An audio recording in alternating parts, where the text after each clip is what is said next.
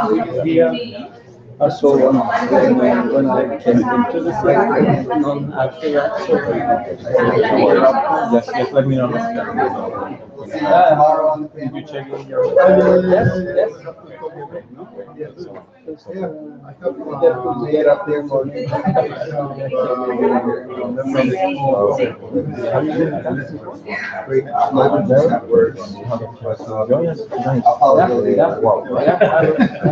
will give you a. Okay, so much. Very good. Staying for the morning? Of course.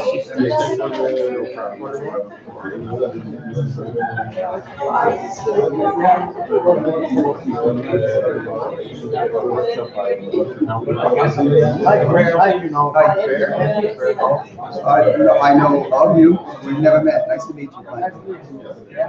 You do great work. I see your name in the European Journal and whatnot. One of my students is in Carson. He speaks very highly of you. Nice to meet you. I don't know. He's a good man. Oh, yeah, he's good. He just took a new job in Virginia as a clinical director of a program. He left Texas, yeah. But it's a good move. He'll still be able to do research. Yeah, It's a good job. I always thought he'd go into academics. He's so smart. Yeah. He loves the clinical work. He's good at it. Yeah.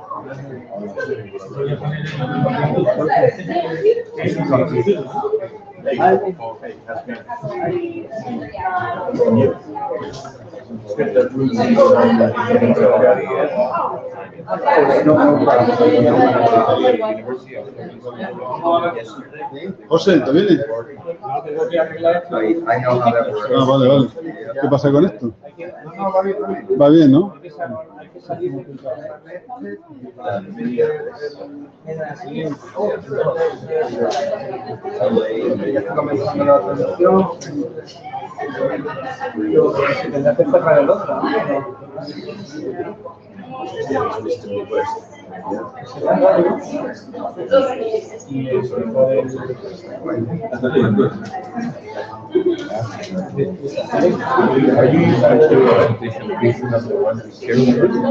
I have a couple words that might be different.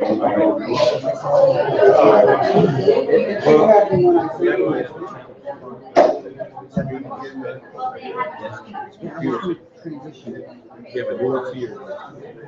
But you can just see your out. You want to bring up the phone? Good. So I can just use the token.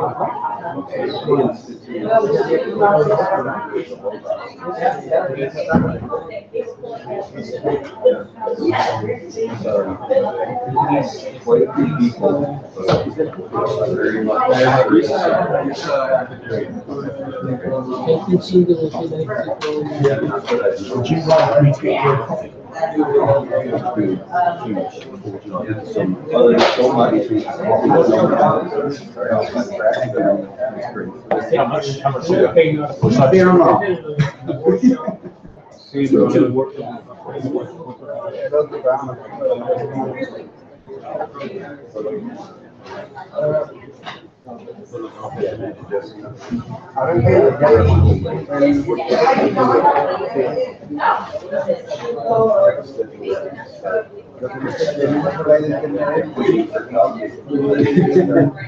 You never have too much.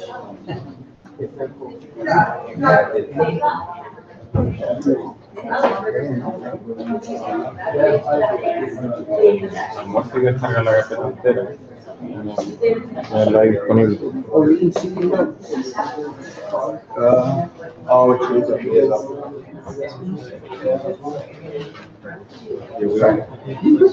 But I think that messes up. Yeah, I think it's got to just screen and just copies whatever is in the computer. Yes, don't worry, don't put it back.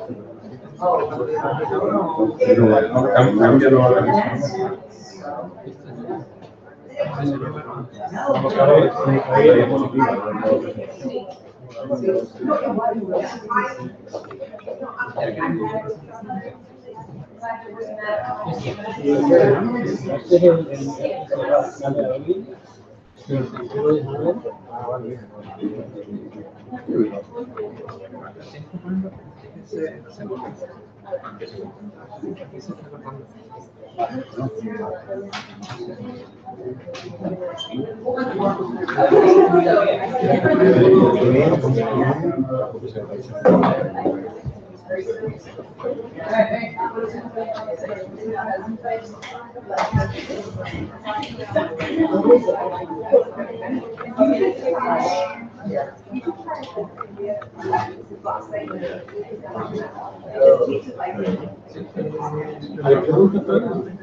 No, lo que es una persona que no se puede conectar.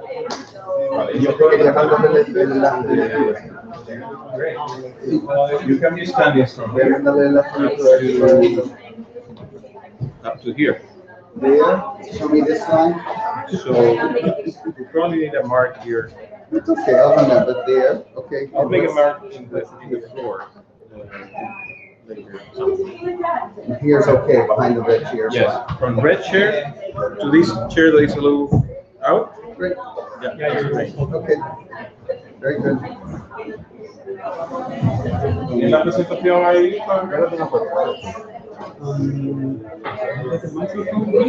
No, not yet. There it is. Right there, that one. And then, is there, another plug? Guys, I use my notes. Oh, I can see. If not, I'll just. Llega, Carlos, llega esto ahí en algún sitio, en alguna mandadera, porque él lo necesita para...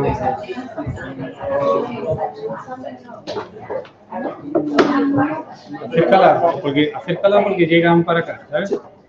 Sí, no me salgo. Aquí lo tenemos justo allá. Gracias. Sí. Aquí, ahí. Aquí.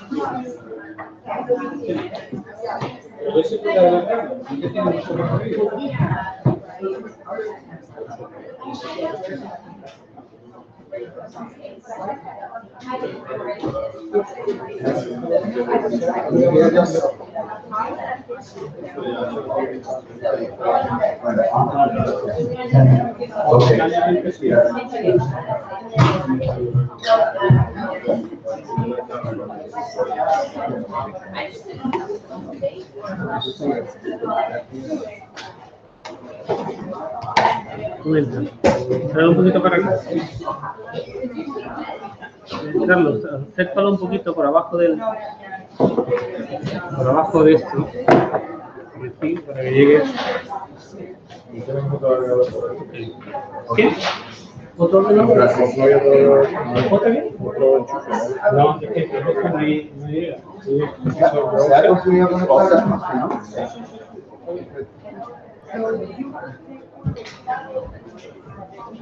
El foco está entre las dos sillas, ¿no? Sí, entre ahí y luego poner una sola. Pero sí que también te sentiría ahí, si quieres tener teléfono mío, sí, por aquí por casa.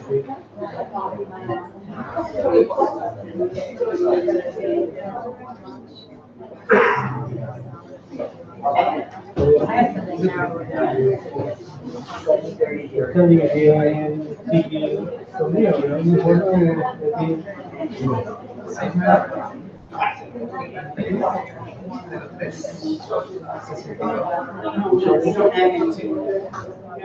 Y luego, sí.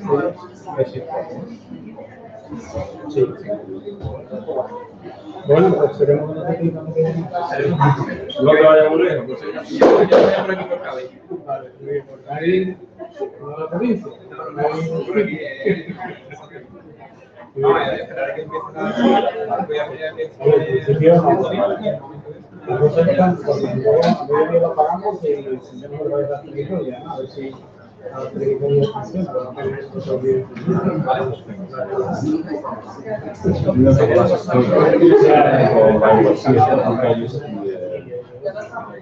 Bueno,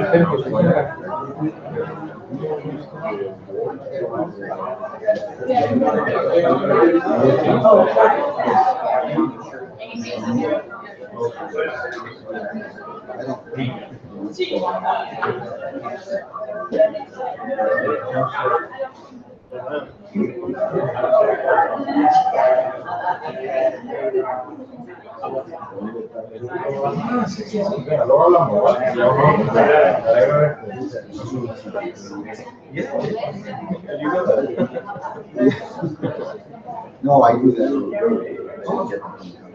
Oh, I do that. I never do that.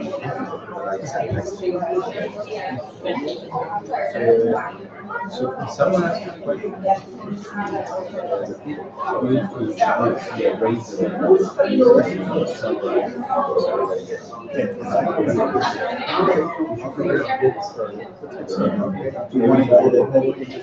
yeah. People in and out together.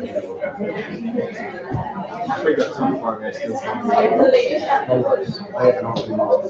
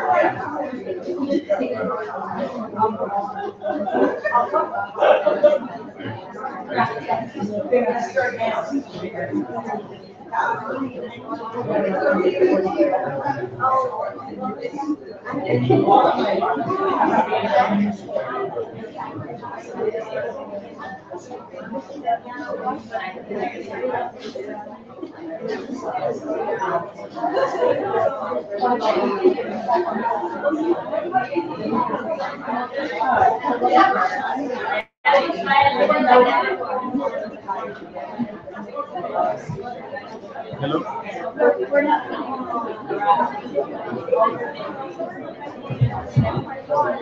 Hola.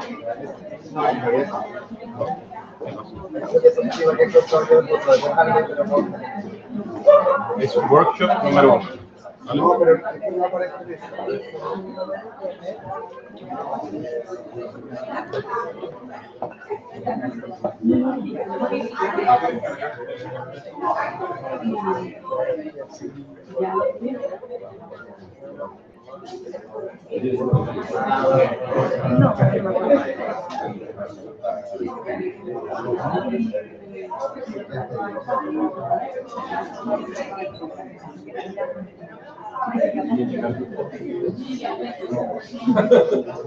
Yes, exactly.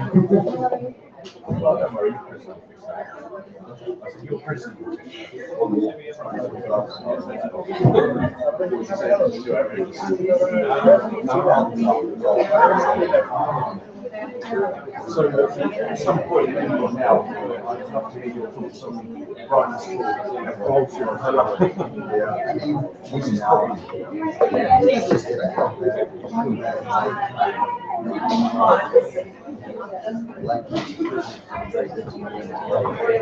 Welcome back. I apologize for the timing issue this morning. I hope we will get back on time for the rest of the conference. I'm going to introduce the first workshop of the conference on assessment and treatment of problem behavior in children with autism, developmental disorder, spectrum disorder. And we have a very special guest this morning, Dr. Greg Hanley from Western New England University in the United States. Dr. Hanley did his undergraduate training at the University of Rochester, where he got the Humanitarian of the Year award, which, you have to tell me that story sometime. And later he moved on to the University of Florida, where he got his master's and PhD under Dr. Brian Iwata. And being exposed to that environment really put him in a track to make a ton of contributions in the area of skill acquisition and assessment and treatment of problem behavior in people with disabilities. And later on, he moved on to Kansas, where he spent, I believe, 6 years. And after that, he went on to the Western New England University. He's currently the director of the PhD program. His wife, who is also a very accomplished behavior analyst, Rachel Thompson, is the director of the master's program at the same university. They make sure that they never are on campus at the same time. And it would be long to really describe all the merits of Dr. Hanley, but just to give you a few glimpses, I mean, he has over 50 publications in Java, and he's currently the editor of the Journal of Applied Behavior Analysis. So that would suggest that he's essentially sort of an academic profile, but as you will soon learn, he's a very accomplished practitioner, clinician, and a great presenter, really an engaging and very dynamic presenter. And I'm looking forward to see some of that today. As you know, the morning session is going to be primarily presentation and information, but hopefully this afternoon we'll have a more dynamic or more interaction as part of this first workshop. So without further ado, please join me in welcoming Dr. Greg Hanley.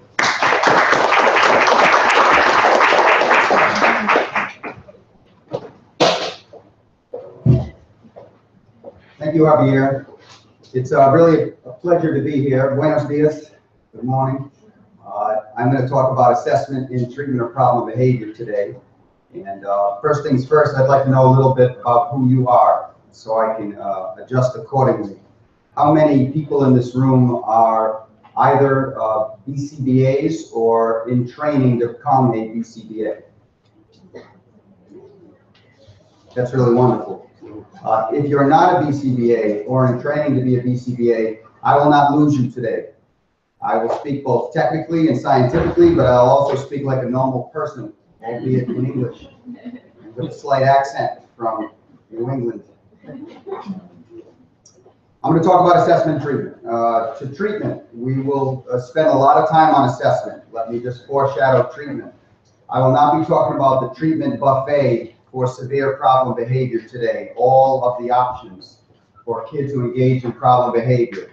I will describe but one treatment, and it is treatment that is skill-based. It's about developing a repertoire, communication, toleration, and compliance. And it's about maintaining that repertoire with a schedule that has never been evaluated in the basic laboratory. It is a developmental schedule. It's about unpredictable and intermittent reinforcement, the schedule that gives rise to repertoires of severe problem behavior we leverage to maintain repertoires of life skills, communication, toleration, and compliance. But first, we'll spend a lot of time on assessment. Because I've been doing functional assessment, I've been very fortunate to be around very good people who taught me different ways to do functional assessment of severe problem behavior. Functional assessment is simply a way to understand why problem behavior occurs before attempting to treat it. I've been doing this for 25 years. I've been doing it fairly ineffectively for 20 years. What I mean by ineffective is that I haven't been able to produce a general, maintained, socially meaningful outcome where a parent says, thank you, the problem is solved. We are now moving on to other skill development. And I haven't really had that conversation until about 5 years ago when I started shifting gears a little bit on how I practiced my assessment and my treatment. So I'm not going to go over all of the assessment strategies. I'm going to go over the strategy that has allowed me to get that thank you problem solved from at least some of the families that I serve. I will, however, compare my current practice with the practices that are typically articulated in book chapters and in journal articles in our best journals. I worry that we have become over-analytic. I sometimes call it hyper-analytic. I'm going to push more of a holistic approach to understanding behavior, where instead of breaking up nature in unnatural ways, I will ask you to consider synthesizing common reinforcers into the manner in which they're applied in the homes and schools in which problem behavior has developed. My assessment talk will primarily primarily be about humility, to be humble enough to not attempt to change problem behavior without first understanding it. And second, the bookend notion that no matter how much you functionally analyze, you can only know so much. You have to ask yourself, what are you willing to be ignorant of? I know precisely where I am ignorant. I know where I am comfortable being ignorant. And I also know what I need to know to be effective for the families that are in our clinics. So I'm going to focus on that which I need to know following a functional analysis, and all that I do not need to know that we've been taught that we think we need to know. Go from there. Let's start with a question. I'd like you to consider this. Why is severe problem behavior so intractable? Why does a 5-year-old who engages in self-injury and aggression become a 10-year-old who at that individualized planning meeting, we still talk about their self-injury and aggression? And that 10-year-old becomes a 15-year-old, and we're still talking about their self-injury and aggression. And that family in that 10-year span has stopped going to the movies, museums, the beach. And it's not because the child has autism, and it's not because the child has an intellectual disability. It's because the child has intractable, severe problem behavior. The problem behavior leads to restricted lifestyles, and this problem behavior persists for many, many years. So I want to start the morning by having you ask yourself and ask your colleague, why is problem behavior so difficult to treat? Why is it so intractable? Go ahead. Talk. To each other. Or yourself.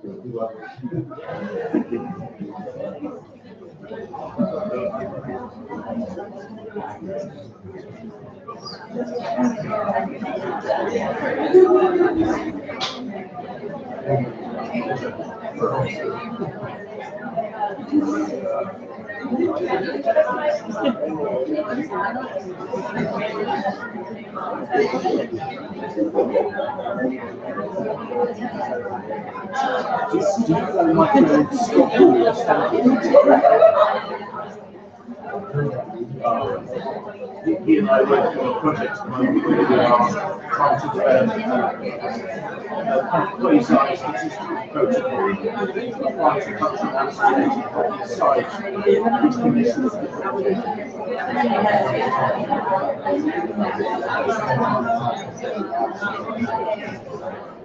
I programmed it in Excel, so you just press a button and you I'll show you.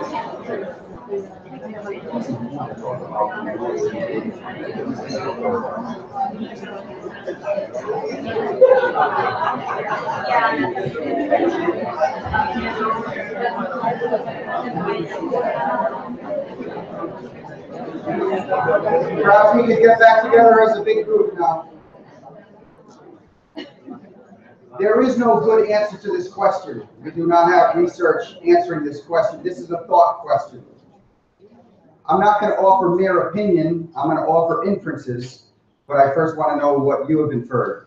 Why do these lifestyles persist? So, like a volunteer, I won't be cruel. I will not call on you right now. Later today, after your relationship, I'll pick anybody up.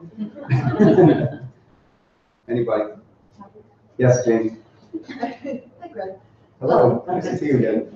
I think that it persists a lot because families, just to get through their day, necessarily have to reinforce a lot of behavior. That's right. We call that the survival mode. Parents will knowingly provide reinforcers for problem behavior because parents know the fundamental process of reinforcement that we sometimes don't get in our classes. The fundamental process of reinforcement is first that it stops the behavior. Reinforcement terminates behavior. It affects the future probability of behavior, makes it more likely in that similar situation. That's what we know as scientists. But parents and teachers know that if you provide the reinforcement for the problem behavior, it will stop. And so parents are rewarded by that, and that coercive cycle persists. Dr. Carlson also made another astute point. It was subtle. Parents also reinforce precursors, behaviors that lead to escalation. They see those and they reinforce those to stop the escalation. But what that does is it reinforces the entire response class. So now the foot stomping receives reinforcement, but that strengthens the aggression and the self-injury because they're all maintained by the same set of reinforcers. Okay. So perhaps that's why problem behavior is so persistent, because people in the natural environment, parents and teachers, simply differentiate and reinforce the severe problem behavior or the precursors merely to stop it in order to survive as a family. Perfect. How about another reason why? Buenos dias. I think in addition to that, I think there are a lot of factors, but one other one is that whoever put the behavior treatment plan together might not have determined the proper function of the behavior, or there might be different functions depending on the situation. Okay, great. So number one, the problem behavior may persist because a well-meaning helping professional, like someone like us, may have put a program in place without first understanding why problem behavior was occurring. They did not have that humility that I spoke of earlier. Or perhaps number two, they had the humility to check in on why problem behavior was occurring, but simply did not identify either all of the reinforcers or all of the different reinforcers controlling behavior in the different contexts. I appreciate your point especially because the controlling variables for problem behavior are complex. The days of saying, oh, that problem behavior is maintained by attention, period, done, I think are over. Problem behavior is maintained by escape, period, done, over. Reinforcers that control problem behavior in homes and schools are more complicated than that. They require a synthesis, a combination of reinforcers. Kids do not escape to nothing. They always escape to something. The distinction between positive and negative reinforcement, we have argued as a field for years, may not be necessary. I think we were right. Jack Michael, when I say we, I mean Jack Michael was right. Alan Barron was right when they asked us to stop fracturing nature in unnatural ways. Okay. So I'm going to get into that whole notion of synthesis, of multiple control, because that's been too weak in the literature, but it's pervasive in the homes and schools of the kids we serve. I'm going to start blaming people, but I'm not going to blame parents anymore. We know that's part of the process. I'm going to turn attention to us. There's the 3 M's that I worry about, why problem behavior persists. It's behavior modification, behavior medication, and behavior modification. I worry about behavior modification. I think the reason why problem behavior persists for many kids is instead of understanding it and teaching skills to produce important outcomes, we modify. What I mean by modify is this. We take a powerful reinforcer, a candy, a treat, a privilege, an activity, an iPad. We say, as long as you do not engage in this behavior, you can have this. We call that DRO, differential reinforcement of other behavior. As long as you don't do this, you get this. DRO. Or we add punishment. If you do this, this will happen. Restraint, timeout, response cost. Okay. When we do that, we are merely overriding the fire burning within, what we might call the establishing operation. The environmental events that make particular reinforcers important. We ignore them. We say, don't worry about those reinforcers, worry about these, and worry about this threat. That's behavior modification. The imposition of arbitrary reward and arbitrary punishers to change behavior. The problem with behavior modification is it works for us in the short term, and we get rewarded by using it. But in the long term, by not addressing the reason why the problem behavior was occurring, problem behavior will reemerge, just like Dr. Podlesnik described. Renewal, resurgence, all those R words are largely a function of not addressing the establishing operation in a meaningful, effective way. Medication. I'm not going to talk a lot about medication. I am also a professor in medical school, in School of Psychiatry. I say this to my colleagues. I'm not speaking behind their back. There is nothing you can put in a child's mouth to teach skills. And general, socially validated outcomes require skill development. What happens when we put pills in kids' mouths is you might see a decrease in the rate of problem behavior, usually because the side effect of that pill is sedation. Now, we are working with kids whose developmental trajectory is not like their peers, it's flatter. Our job is to increase that developmental trajectory, and doing so while someone is medicated is quite challenging. I have a draconian policy in my clinic, and that policy is work with the physicians that we're associated with to remove all medications to control behavior, and then we will work with your family. I cannot work with a child whose head is bouncing off the table, who is drooling, who cannot learn by simple teaching tactics because of the medication. Again, behavioral medication works in the short term, I'll give you that. But in the long term, I think it more likely leads to these lifestyles of problem dictated by problem behavior. Finally, modification is a word I didn't know what it meant until recently, because I have a thesaurus, and I was looking for another M word. True. That meant appeasement. Basically, modification is where we find out what the challenging situations are for the child, and we simply systematically remove them. Johnny doesn't like to do math with paper and pencil, but he's okay on the iPad. No more paper pencil. Johnny doesn't like his food touching. Buy plates, separate his food. Johnny doesn't like tags in his shirt. No more tags. Goes on and on till we build a shell around that child with autism, such that any little intrusion outside that shell leads to an escalation of problem behavior, because we protected them from mundane interactions that they will experience. And you can only protect the child so much. I'll make it clear in my treatment, we are not about modification. We are about imposing the challenging situations with ridiculous regularity to teach the person to tolerate, to first communicate that they may be uncomfortable, to second, tolerate when sometimes that discomfort cannot be alleviated, and finally, to simply do what needs to be done sometimes in those authentic situations. That's what I mean by communication, toleration, and conformity. And then finally, we have the over-analysis. And because many of you are BCBAs or in BCBA training programs, I'm going to spend a lot of time on this one. What I'm essentially going to do is defend my practice. I'm publicly going to defend how and why I proceed a particular way when confronted with problem behavior. I'm not asking you to do it exactly like me. I am asking you, when you leave today, if you're going to spend this much time with me, when you leave today, be able to defend your practice. That's all I ask.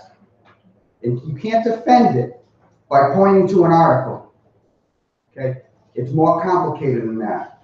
There's a lot you need to be able to defend that goes beyond a journal article. And so I'm going to publicly provide my defense. I want you to think about your defense in this process. In case I've lost some of you, I'm going to take a step back. What's a functional assessment? A functional assessment is simply a process to determining the variables influencing problem behavior. Causes of problem behavior are very complex. We remain ignorant of most of them. We just, with the functional assessment process, determine some of them that seem to move problem behavior around. There's some assumptions that are important for us as behavior analysts. One, problem behavior is an operant. It may have respondent qualities, but there is not a single study showing that problem behavior, like self-injury, aggression in particular, is a respondent. They're operants. They're affected by their consequences. They are therefore driven by outcomes that we call reinforcers. So let's take this back to a more simple assumption that you can share with the parents and the teachers that you interact with. If problem behavior is occurring with regularity, it is being reinforced. Our job is to find the reinforcers. That's it. Simple as that. If it's happening with regularity, it is being reinforced. Do not be distracted by all the other conversations you can have about problem behavior. You as a behavior analyst are unique in that you focus on the fact that if it's occurring with regularity, it's being reinforced. And our job is to figure out what those reinforcers, plural, are. That's our job with functional assessment. Please know that this is the ultimate goal. It's to treat. So when I defend my practice, I speak a lot about efficiency and speed. I used to spend months doing functional assessment. Months. I now do a functional assessment usually in 60 minutes, the entire process. 1 hour. I don't have time for too much more, and I don't need much more. 1 hour. Speed, safety, and efficacy. That's what we're shooting for. That's what I'm going to emphasize today. So we can get on the same page with words. Sorry. The functional assessment describes the entire process. There are 3 bits to the process. There's what we call an indirect assessment. That means we're not looking at the problem behavior. We're simply asking people in the know about the problem behavior and its correlates. What's happening before, what happens afterwards. There's 2 types of interviews. Closed-ended, open-ended. Closed-ended means the parent or the teacher can say yes, no, 1, 2, 3, 4. It's closed. Scales. Open-ended, by contrast, allows parents to talk. Open-ended question is something like, why do you think they do this? What happens before the behavior? What can you do to stop it? Understand what I'm asking is, what's the reinforcer? So there's open and there's closed. There's what we call descriptive assessment. They too can be open or closed. Descriptive assessment means we're observing the behavior and counting it, and then also measuring the consequences and antecedents, the likely things that are following the behavior that may be influential, and the things that occur before the behavior that may be influential. Those data then graphed a myriad of ways, scatter plots and pie charts and bar charts and all those sort of things. Descriptive assessment. Then we have functional analysis. We reserve the term analysis for when we observe and we manipulate the environment. We change the environment in some way to see if problem behavior goes up as a function of that change. That's a functional analysis. Functional assessment, whole process. Interview, an example of a functional assessment. Observing, taking notes, an example of a functional assessment. Observing while systematically manipulating something, an analysis. How are we unique as helping professionals? It used to be because we worried about things like reinforcement, but the word's out. Everybody does that nowadays, it seems, right? Good thing. That's a good thing. We celebrate that.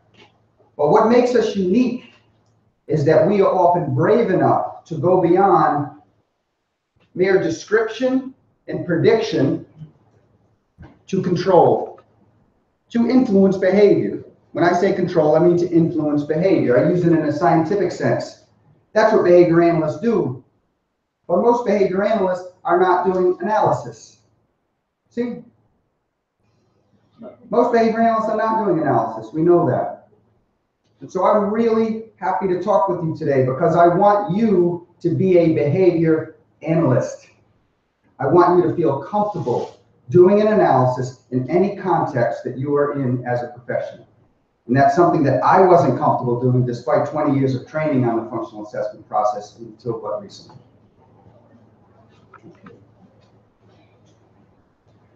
I have some slides where I complain and whine. Maybe I should not do that. So there's a lot of dogma regarding how you should do a functional analysis. And that's what I'm going to approach right now. It's very hard to do a functional analysis in a different way, whether it's in peer-reviewed research or whether it's you as a practitioner. People, if they know about the analysis, will say, yeah, but why aren't you doing it this traditional way? So I want to talk about that for some time. Before we get to that, I want you to think about this. Functional analysis, no matter how it's done, is a model for understanding why problem behavior occurs. And there's this great quote, this has been said many times by different people, but all models are wrong to some extent. They're incomplete to some extent. They're off the mark a little bit here and there. The question is, are they useful? And understand that's our philosophical commitment, really, is pragmatism. If it's useful, if I can be more effective, it must be correct. So I want you to worry less about, did I identify the right function, the correct function, because it's always wrong. Let's just assume that it's always wrong because it's always incomplete. What you want to ask yourself is, when I'm done with that analysis, am I more effective in treating the behavior? And that's really what I want to emphasize today. I'm going to first talk about what has come to be known as the standard functional analysis model. I say standard functional analysis. How many people kind of know what I'm talking about? Raise your hand. The standard. Few people. Okay, I'll spend a little bit of time going through this, 3 minutes or so. In a standard functional analysis, there are 5 commitments that have been present since its initial description in 1982. The standard analysis is to be celebrated because it really took us from behavior modification to behavior analysis, at least in the context of problem behavior. However, I do not do standard analyses anymore, and I don't recommend them to anybody else. Let me define them first. They involve multiple test conditions. What that means is a functional analysis usually has a condition in which we say, is the problem behavior maintained by attention? Then another one, is it maintained by escape? And a different one, is it maintained by tangibles? And a different one, is it maintained by its sensory consequences? That's what I mean by multiple test conditions. They usually apply uniformly. If you read the literature, like let's say in Journal of Applied Behavior Analysis, people often don't write method sections anymore. They simply say, we conducted a functional analysis like Iwata 1982/1994. They're referring to the standard analysis. The test contingencies, as I've alluded to, are isolated. They're separate into their own conditions, necessitating a 4 to 5 condition analysis. This is a commitment, too, that is less talked about. In the analysis, let's say you have a child who engages in severe self-injury, severe aggression, but they also bite their finger, foot stomp, yell, okay? And those seem to be all maintained by the same reinforcer. It suggests that when you do your standard analysis, you only reinforce self-injury or aggression. Because you want to be inferential. You want to make sure you show those dangerous behaviors are indeed sensitive to these different reinforcers. And then finally, there's a toy play control condition. I won't get too far into this, but it's what we call an omnibus control condition. It attempts to control for the effects of all the other contingencies in a single control condition. And that is quite difficult to do. Here's an example of the results of a standard functional analysis. I published these data with colleagues in the mid-90s. So if I'm denigrating anybody in this section of the talk, I'm going to put myself down. Okay? This is problem behavior per minute from 0 to 2 a minute. That means if it was happening at 2 a minute, these are 15-minute sessions. That means on average, they're engaging in it twice a minute across 15 minutes, about 30 times in total. You'll see the different conditions. What we have here is a test to see if problem behavior is maintained by tangible reinforcement in the form of toys, whether it's maintained by tension from the analyst, whether it's maintained by escape from demands, whether it's maintained by its sensory products in the ignore condition, and then we have our play. So what we're looking for as visual analysts is whether or not a test condition is consistently different in either level, trend, or variability, but we usually look at level. And what we see here is that the level is indeed consistently higher in the tangible condition relative to play. What we would then conclude is problem behavior is at least sensitive to tangibles as reinforcement. That's a conservative interpretation. Or we might say problem behavior is maintained by tangible reinforcement. You might also look to see the attention condition. That's always elevated with respect to toy play. a few years passed, and then people learned that this too was a reinforcer, as long as it was different than the control condition. So we might say problem behavior is maintained by both tangibles and attention. What I want you to note is how long it takes. So this was 24 15-minute sessions. Do that math. I want you to notice the variability in data, the noise, if you will. I want you to notice in the play condition, it's not 0. What's controlling that? If problem behavior is simply maintained by tangibles and attention, and in the control condition they have tangibles and attention, what's controlling that behavior? Just want you to think about these things, but nevertheless, this is an example of a standard functional analysis and the type of conclusions it yields. Some of you may be uncomfortable with me calling this a standard. We're taking a wonderfully flexible idiographic analysis and calling it a standard, and good for you. Me too. But here's why I call it that. A colleague of mine, Joshua Jessel, did a review recently. I did a review a while ago, and he looked at our data, and what he found was that of I think it was 277 published studies, over 500 analyses. Of those 500 analyses, 64% were standard analyses. They did not veer from this at all. They had all 5 of these components. Only 1 out of 3 modified. But this is more impressive. When he looked at more recent data published between 2001 and 2012, he found that 85% of analyses published had all these components, meaning only 1 out of 7 had modifications. This is why I feel comfortable calling this the standard analysis, because the trend, the recent trend, is that more people who at least published in this area are using precisely these tactics. Now, this might not be a problem, a standard analysis. A standard analysis would be wonderful if it worked. So let's ask that question. Is it effective? So what do we need to know for us to say, is it effective? 1, when we do it, it yields a differentiated outcome. So if you've done a functional analysis, your graph may look like this.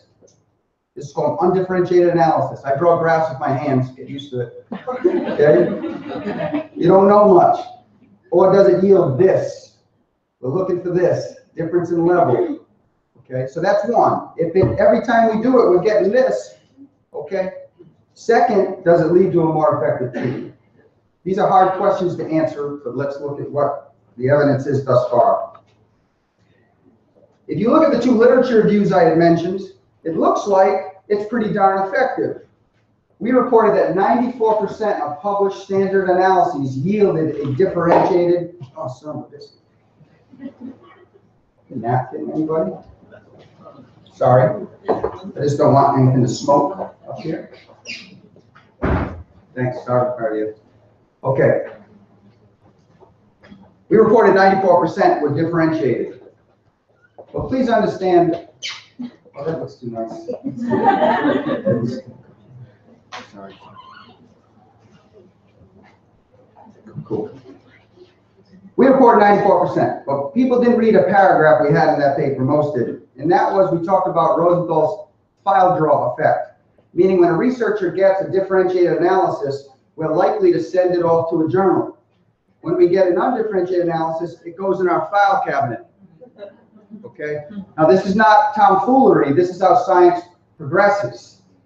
Okay? Functional relations get published. And so these numbers are clearly an overestimation. And we don't know how much of that is a bias of the file draw effect. Recently, however, Louis Hagopian at the Kennedy Krieger Institute did what's called a controlled consecutive case series design.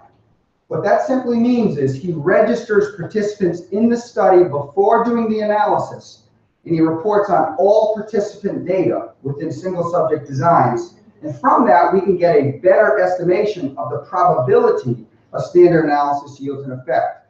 And Dr. Gopian's group does indeed use standard analyses. And what he reported out of, I believe it was 100 consecutive cases, was he got into 47% of standard analyses were effective the first time. My colleague Jessica Slayton and I replicated Lewis's study. We also got 44%. So what this suggests is our standard analysis is correct less than half of the time. How about treatment? Does it yield an effective treatment? Campbell is a meta-analyst. What that means is he looks at the literature for trends and predicting what is likely to be an effective behavioral intervention. And what he found was that when a functional analysis was conducted, there was a bigger effect of the behavioral intervention. When I read this, I celebrated that. I thought that was lovely. A better effective behavioral intervention can be had if it's preceded by the standard functional analysis. The problem, however, is this.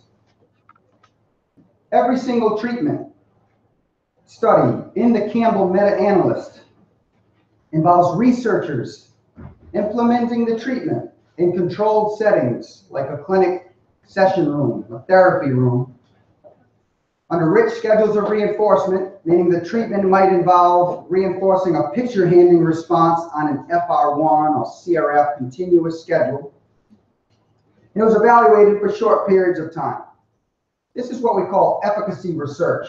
It's not unimportant. It is a terribly important first step. But what it does not show is effectiveness. Effectiveness, the hallmarks of which are implemented in longer periods of time by relevant people in relevant settings, and again, over relevant time periods.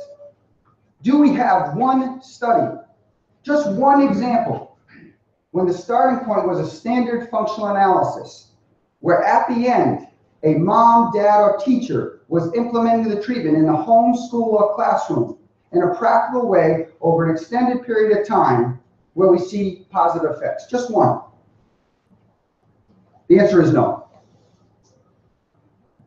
Now, I'm sorry if I sound like a jerk. The reason why I bring this up is because a well-meaning parent asked me for that study when her son was about to undergo the functional assessment process. She found the functional analysis somewhat distasteful. She thought it was distasteful to put her son in a room to evoke problem behavior repeatedly, only to reinforce that. She thought that was rude and crude and slightly dangerous. She was asking me to defend my process. She asked a simple question: can you show me one study that shows if my son participates in this process that he and us will be better off? And I could not provide that. That's how I identified that we do not have one study showing this sort of effect. What's our solution as a field of behavior analysts to this lack of effectiveness? To me, it's what seems to be excessive elaboration. This is an example of the excessive elaboration of the functional assessment and functional analysis process that is highlighted in our best journals. Prior to a standard analysis, you may conduct a formal descriptive assessment. You might do preference assessments to figure out what forms to populate your conditions with, what demands to put in your escape condition. We have manuals, hundreds of pages, describing a team-based approach to the functional assessment process. Perhaps you start with a standard and then you make slight deviations from it, as the good folks at the Kennedy Krieger Institute do. Perhaps you do a standard analysis, you get a good outcome, but your treatment never gets too far, so you have to do a punisher assessment. We call those stimulus avoidance assessments in the journals, or maybe do some preference assessments. What you're essentially doing is trying to figure out some arbitrary rewards and arbitrary punishers to add to your function-based treatment, which is basically a circle back to behavior modification, which we were doing well before we did functional assessment processes. This is what I mean by the apparent elaboration of the functional analysis model that exists today. Despite all this elaboration, we still don't have one study showing a practical outcome in a relevant environment implemented by relevant people when the starting point is the standard analysis. I'm going back to the gentleman who gave us this quote earlier. Since all models are wrong, we cannot obtain a correct one by elaboration. Good science is about simplicity. And over elaboration is often the mark of mediocrity. We know there's a massive research to practice gap. If you're a practitioner, you are not doing what is illustrated in the journals. And maybe some of you have felt bad about that, and I don't want you to.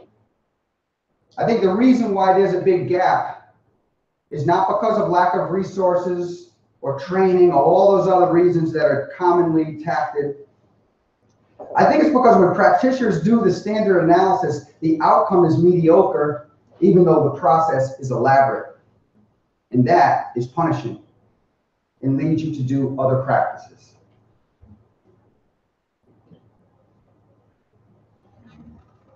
Functional analysis has been around for 50 years. The first person to do a functional analysis, by the way, was Ivar Lovaas. Ted Carr did early analyses. Wayne Saylor did early analyses. They've been around for about 50 years. The standard analysis has been around for over 30 years. That's older than some of you in this room. Yes. Many studies, nothing has been vetted in our empirical literature more than functional analysis of problem behavior. And yet when survey studies are done, most practitioners report they never touch it. They never do it. That's what I mean by the research to practice gap. That's where my negativity ends. Okay? I was defending why I don't do what's commonly presented in journals, even journals that I was the editor of or am the editor of. Okay? I am going to describe now that which I do in practice, and I'll get to some of the data as to why I think it's defensible. We call it the ISCA. It is a terrible name. I agree. Horrible. Horrible acronym. I'm not good at that stuff. But it identifies the features that distinguish it and I think make the process effective. Number one, we do analyses, but they're always informed by an open-ended interview. I never do a standard analysis. My analysis is always personally designed based on the stories parents and teachers tell me. I then emulate that story in my analysis. Number two, the contingencies in my analyses are often synthesized. I do not ask the question, is it maintained by attention, escape, or toys? I'm usually asking the question, is it maintained by escape to attention and toys? It's not separate, it's synthesized. And that's why we call it an ISCA. Interview informed, always. Synthesized contingencies, usually, and it is indeed an analysis. This is how I used to do analyses. Instead of multiple test conditions, I have but one. It's not generic, it's individualized. It doesn't separate the reinforcers, it combines them. I do not only reinforce dangerous behavior, I reinforce precursors, any behavior that correlates with the dangerous behavior. I'm going to emphasize this a little bit right now, even though it's a little ahead of the game. My number one mission, my number one priority when conducting a functional analysis, let me put this as a question. What do you think the number one priority should be when conducting a functional analysis? Just think privately. For me, it's safety. Safety is number one. I will take an undifferentiated analysis as long as it's safe. I will not be happy with a differentiated analysis that was somewhat unsafe, because I want to be able to do this in people's homes, which I do. I want to be able to do this in public schools, which I do, and it's all about safety. The best way to get administrators to say, please don't do that ever again, is to put a child in an unsafe situation. And by doing an analysis, you're taking a risk of doing that. So safety has to be paramount. All your procedural decisions have to be filtered through the concept of safety, minimizing risk or maximizing outcome. How do I minimize risk mainly? It's this tactic. If in my interview, parents report that the child engaged in severe self-injury to the point they've detached their retina, they're sighted in this eye, but they've started to punch on this side of their head, they're also aggressive, I ask questions about what else do they do that's troublesome, that seems to signal they're about to do this or they're about to do that. Most parents and teachers can recognize patterns. That's what humans can do Pattern recognition is not hard when it's in a sequence. Almost everyone can report, well, before they do this, he usually body tenses, and he groans a little bit, go, and then it's that, if something important doesn't change. That's what I mean by a precursor. When I do my analysis, I'm not going to wait for this. I'm going to reinforce this. And I'm going to make the inferential leap that the reinforcers influencing this are the same as the reinforcers influencing this. And I will show you the data that suggests that if parents or teachers report different topographies or forms of behavior co-occur in the same context, then they are indeed maintained by the same reinforcers. We've asked that question many, many times, and we've never been disappointed. The answer is always, yes, they're members of the same response class. We have to get comfortable with this tactic and the inferential leap associated with it. And then finally, I do not do an omnibus control condition because it's scientifically awkward. There are too many differences between the test and control. The control condition in the ISCA is intimately matched. Everything is the same. Same place, same material, same toy, same instructor, same colored hat, all that stuff. The only thing that's different is the contingency. The contingency is present in the test and is absent from the control condition. Here's an example of a graph that is from the ISCA process. I'm going to describe the whole process. This was a 13-year-old boy who was diagnosed with autism. He was in a specialized school where he had 2 teachers to Zeke, 2-to-1 ratio. Sometimes it was 1-to-1. Zeke engaged in severe self-injury, such as he had calcification around his orbital bones from hitting so much. He was slightly deformed and calloused. He also was a bigger boy. He engaged in severe self-injury that necessitated a 4-person restraint prone on the floor. Zeke did not engage in much aggression at the time we met him because modification was going on. What I mean by that is there were no demands presented on Zeke, or very rarely were demands presented, and very rarely did the teacher ever not attend to Zeke. Okay, that was basically what was happening when I walked into the classroom. We then do an interview. Myself and an assistant, this is a graduate student, we asked to meet with the teacher who was with Zeke the most. Please know I did not ask to talk to the BCBA, no offense. The BCBA almost always comes along, and that's lovely. But I'm not asking questions usually to the BCBA because they give me filtered information. They say things like the establishing operation is probably, and I don't want that. I want the teacher just telling me the story. And so I ask simple questions such as, when is this likely to happen, these behaviors? And they often, teacher will say, in Zeke's case, they say, well, it doesn't happen that often anymore. And so I go into strange questions like this. If there was $1 million on the table and Zeke was having a great day, and you could earn this $1 million if you could make Zeke have a major meltdown right now where he hit everybody and hit himself. $1 million, what could you do? Don't do it, but what could you do? Okay. What I listen for there is I'm hearing the establishing operation, the environmental event that potentiates the reinforcers and thus will evoke the problem behavior. I then ask another question. If Zeke was having this severe problem behavior and there was another $1 million and you could earn that if you could stop that behavior right now, what would you do? What am I listening for? The reinforcers. That which they do to stop the behavior is likely the reinforcer. So I simply ask questions like that. We have a website. This open-ended interview is on the website. It's already translated in Spanish and in several different languages. It's in a Word format or a PDF write-in format. You can access it. The website is $19.95 US a month. If you get an annual, it's a little less. That's a joke. It's all free. It is. You can just go to the website. I'm not saying it's worthless. I'm just saying that part of our academic mission is such that all of this is available for free on the website. So we do the interview. The interview takes 30 minutes.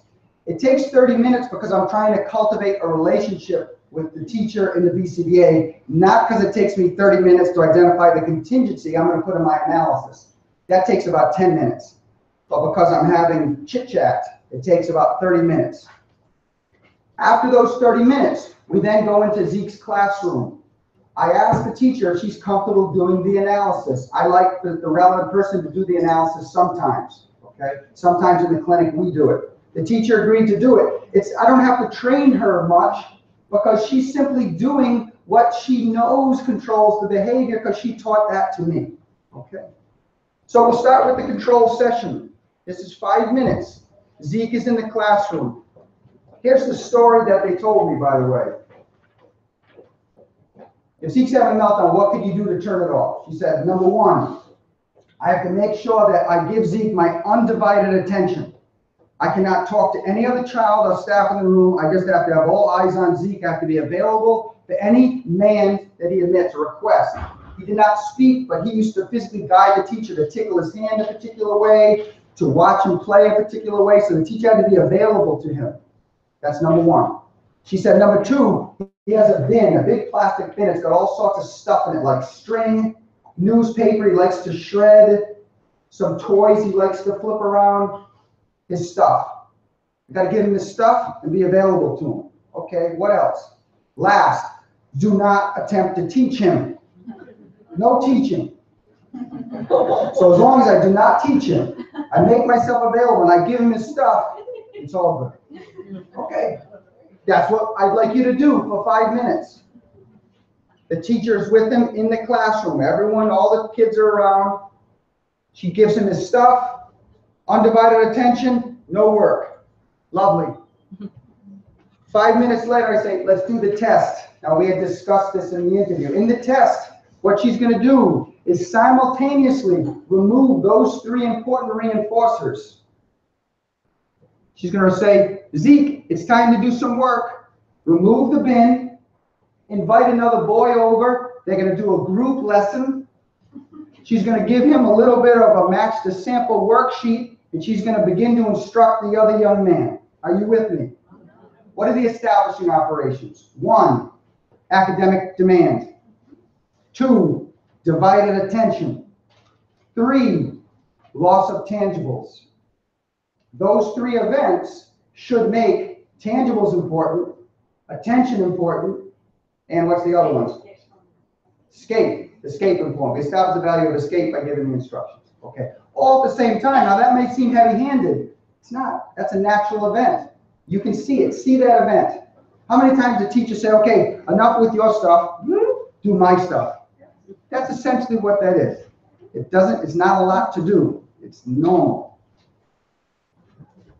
She does that. As soon as she takes the stuff away, what do you think Zeke does? His first response. I was hoping, by the way, she described it. He does this, obviously a lot. He also aggresses. He also bites his finger. He also stomps, punches the table. There's a couple other things too. His first response, unfortunately, was bop, bangs his face. What is she told to do immediately? Return the stuff, remove the work, tell that boy to get the hell out of here. Go away. I'm yours. For 30 seconds, she's, again, his. 30 seconds later, I said, okay, again. She moves it away. What do you think the response was? It more severe or less severe? The second response is less severe. It almost always is. The first response is often the most severe, and then the child tries something a little lighter. What do we reinforce that? You bet. She removes the work, provides the reinforcement for 30 seconds. By the end, this is what it looks like. She takes the stuff, he goes, gets his stuff back. 30 seconds later, it's like a little business relationship. I'm going to screw with you. You're going to engage in a minimal unit of problem behavior, and then I'm going to reinforce. Welcome to a functional analysis. Functional analysis doesn't have a lot of severe problem behavior when you open the contingency class up. It, if anything, shapes down in intensity. What we're seeing is a sufficient amount of behavior to see this differentiation, but not a lot of behavior, and certainly not a lot of out of control behavior. If behavior is out of control in my functional analysis, I terminate it. What I mean out of control is when the presumed reinforcers are provided, if it persists, I know that I've erred. I do not have all the reinforcers. She goes back to the control session. It's lovely. She goes back to the test and does 2 more of those. This is 30 minutes of analysis. That's what I mean by 1 hour. 30 minutes to interview, 30 minutes to do the analysis. This then serves as my baseline upon which we're going to treat and develop those skills I had mentioned. I'm going to go through a few things that are not involved in the process. I'll go through these quickly. Number one, closed-ended indirect assessments, the motivation assessment. Raise your hand if you use the MAS or the QABF or the FAST. Okay. I just want to make clear, I've used those in the past. I understand you can do them. They're not irrelevant. They sometimes put us on the right track. You can put them in a folder, bring them to a meeting. That's lovely. Okay. But I don't use them. I don't use them at all, primarily because they don't provide me with qualitatively rich information that I can then emulate in my analysis. My goal in the interview is not to determine function, because I'm humble enough to know I can't do that in only an interview. My goal is to identify hunches I can then populate my analysis with, okay? And so I need an open-ended interview to personalize it. I never use closed-ended interviews. I use open-ended interviews with my main goals being these. What are the co-occurring topographies I might reinforce? What are the complaints? What are the likely establishing operations? What are the likely reinforcers? Once I know these, and I feel like the person is comfortable with the next step in the process, we then go to the analysis. This afternoon, if you join me after lunch, we'll practice some of the interview elements. I like to say that the interview allows for discoveries. We identify very strange reinforcers sometimes, okay, that I couldn't identify in a closed-ended analysis. And then those discoveries are demonstrated to be relevant or not in the analysis. I work with a girl, I can give you one example. I worked with a woman a few years back. She engaged in pica. She ate inedible stuffs, put a lot in her mouth to such that she had to have many surgeries to get things like car keys out of her esophagus and pins. And she had a lot of blockages. She couldn't poop because she ate some stuff that stopped her up. Pica is one of the leading causes of death among persons who engage in self-injury because it takes but an unfortunate choice to be very serious. So this young lady was being served. We ran a standard analysis at the time. This is when I was working elsewhere. We did not show any sensitivity. Oh, that's very sweet. I should put it somewhere else, though, yes? Thank you so much. The standard analysis didn't yield anything. We would populate the space, by the way, with safe items that looked unsafe for her to consume. Paper mache things and pastas painted like toys and stuff. Nevertheless, I talked to the mom. It took her 2 interviews to finally give it up, but the story was this. The little girl learned to swallow her mom's car keys or something else, but usually it was the car keys, whenever her mom put her nursing coat on to go to work. The little girl would see that she was getting ready for work. She would find something like car keys or something else dangerous. She'd swallow them. She'd just kind of have a stare off with her mother. They lived in a family where there was some religious commitment that they weren't allowed to have soda in the home, but the mom kept Coca-Cola in a cabinet away from the rest of the family. She would get out, put the Coca-Cola in front of her daughter. Her daughter would bring the keys back up. She'd give her the Coke, and she'd go to work. Are you with me? Okay. I can't get that from an MAS or a QABF or a FAST. And I certainly couldn't emulate that in a standard analysis. That's what I mean by I have to do an interview to figure out those interesting, fun, qualitatively rich reinforcers to then put in my analysis. Second thing we don't do a lot of is descriptive assessment. And I'm sorry to say this because I know a lot of you love descriptive assessment. I do not go into classrooms and watch and record data. I certainly don't go into homes and record data. I don't go to church or denny or restaurants and watch the child. I don't have time for that. Okay? I don't think you do either. But the main reason I don't do it is because those are but correlational data. You're correlating environmental events with the behavior, and they're often wrong. That's what the literature teaches us. I'm not saying you can't find some interesting stuff. If I have staff that are one-to-one with the child, I might say, Here's an ABC, open-ended ABC. Antecedent behavior consequence. Write some notes for me. I might ask them to do that for a few days. I always say just a few days, just during particular times, and as soon as they do it, I review it with them. I provide them with reinforcement for taking data from me, and then I say, thank you, you don't have to do that again. Okay, and it's short. But I usually don't get good information, I get correlates. Here's the problem. I've never met a child who engaged in severe behavior for whom people did not attend to it. Do you see what I'm saying? Attention is always a consequence of severe problem behavior in a descriptive assessment. It'll always be prevalent. But our research literature shows that often it's not relevant. Every time I sneeze, what will you say here? God bless you. Yes. So if someone's doing a descriptive assessment of my sneezing, they'd say it was always followed by attention. Maybe my sneezing is maintained by attention. Now perhaps I am that weird, but I'm not. I'm weird. I'm a different weird. But I don't sneeze to get attention. Okay? That's an example of attention is prevalent following the behavior, but it's irrelevant to the influence of behavior. If problem behavior is maintained by escape, you will often watch that child forever and see nothing. Because the teachers and parents are smart enough to know what not to do. So that's an example of false negatives.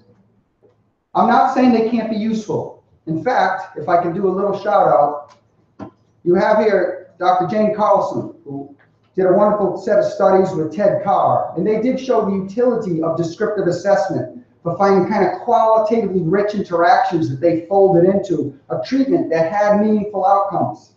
They did not do a standard functional analysis. And they used descriptive assessment artfully. So if you want to see one of the few examples of using a descriptive assessment functionally, artfully, I would look up studies by Carlson and Carr, conducted in the 90s. I'm simply telling you, however, that I do not do descriptive assessments because I'm trying to build a model that is very fast, and descriptive assessment takes time to walk around. And I'd rather talk to smart people and say, tell me about all those interactions, and I will listen through the lens of a contingency. I will pick out the established operations and the reinforcer, and then I will try them on in my analysis.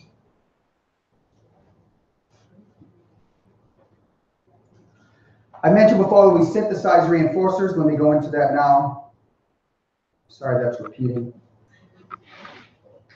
Why do we synthesize? This is the part that's the hardest pill to swallow, if you will. I use a lot of idioms. I should stop that. This is the most difficult thing to do in the analysis because you as behavior analysts, you want to break everything down. That's how we're taught. Analyze means to break down into its component parts, but I'm asking you to suspend that. To see nature as it exists in the home and schools and simply emulate that in your analyses. And here's all the reasons why I do it. Number one, it emulates the ecology better. If you ever had a parent, and I've had them, watch the standard analyses, they watch the attention condition, the escape condition, they say, but that's not what it looks like. I don't do that, and I don't do it that way. Okay, Mom, but I'm a scientist. And I need to break it down before I can build it back up. That's the kind of language I used to use, okay? Now I simply say, if the mom looks at that analysis, she's not conducting it, one of the analysts is conducting, and she looks at it and says, that's not what we do. Knock, knock, stop, take the kid on a potty break, let's talk, let's redesign the analysis. It should emulate the ecology, for me. Number two, there's a review paper that will be published in Java. It will take a while, about another 6 to 9 months. The title of it is something like Synthesized Contingencies, Prevalence and Relevance. Basically, people have been showing the efficacy of synthesized contingencies for many, many years. There's well over 30 studies in the literature showing that we haven't published that shows synthesized contingencies at play. People just haven't labeled them as such. Okay. So these are not new. Nothing I say is new. It's always been in the literature. We're just pulling it out and making it a little bit more prominent so people will consider it. Here's the main reason I do it. I'm going to describe this case. This was the first case in a clinic that we started at Western New England University 5 years ago. She was the first little lady to come to the door. She was a 3-year-old Latina girl. She had autism. She had very little language. She had pretty good play skills for a 3-year-old despite that diagnosis, and she loved her mommy. Clingy, holding on to the leg tight. Okay. The interview was very simple. $1 million to turn off a meltdown. She used to have meltdowns when she banged her head and hit her mom, be scratched, self-bite. $1 million to turn it off. Easy, mom says. I just got to get down on her level, put her in my lap, talk to her, and play with toys. Engage in a little dramatic play. That was their game. Okay, $1 million, make it happen. It's very simple. I got to take her toys and go play with you with those toys and say, you can't play with us. Okay, easy. Let's do that analysis. So we do the analysis first with an analyst in the room. His name is Nick. We do the control session. Nick gives her undivided attention and her toys the whole time, 0. He then takes her toys away and begins to talk to another analyst in the space. And the little girl just looks at him cute and bats her eyelashes. And she's just so cute, and I think she fell in love with Nick in 5 minutes. She just was looking at him, admiring him. So we went back and played, and then he tried again. Nothing happened. So we asked Mom at that point, will you go in this space and do what you described to us? Everything's lovely when the girl's in her lap with the toys. Then Mom takes her out of her lap, says, I'm sorry, baby, we can't play anymore. Goes to pull her toys away. Her little beautiful girl flops on the ground, one of those backward flops, starts engaging in a tantrum. Mom, very quickly, she was very good, went back, says, it's okay, my bad, my bad. And she put the little baby in her lap, and she played with her, calmed her down. Again, the behavior shaped down till it went to this. Mommy would go say, okay, we're done playing. She'd go, no, Mommy. Give her a little backhand and hit her shoulder. That's it. That's what happened here. We then did it with the analyst, Nick, all love. Mom, all love. But at the time, we were uncomfortable with this notion of synthesis. At the time, Nick could not. Now, I was kind of okay with it because as a practitioner, I have been doing synthesized contingencies for a few years. But this was part of his work, and so he says, we need to know whether it's maintained by tangibles or attention. I said, Nick, no, we don't.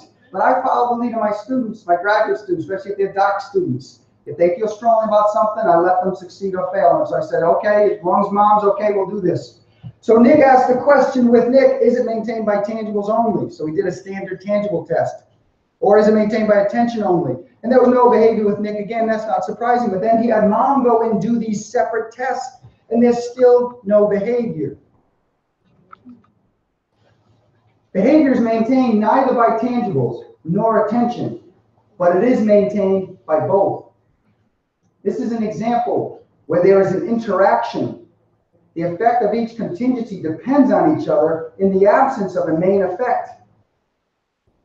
This is where it really hit me, and before in some practice situations, where sometimes the whole has properties that are greater than the parts and greater than the sum of the parts. This is what I mean by holism. This is what I mean by we are breaking down nature in unnatural ways and therefore rendering it inert. We need to leverage the power of the ecologically relevant contingency by allowing the synthesis and just simply getting over our analytic tendencies sometimes.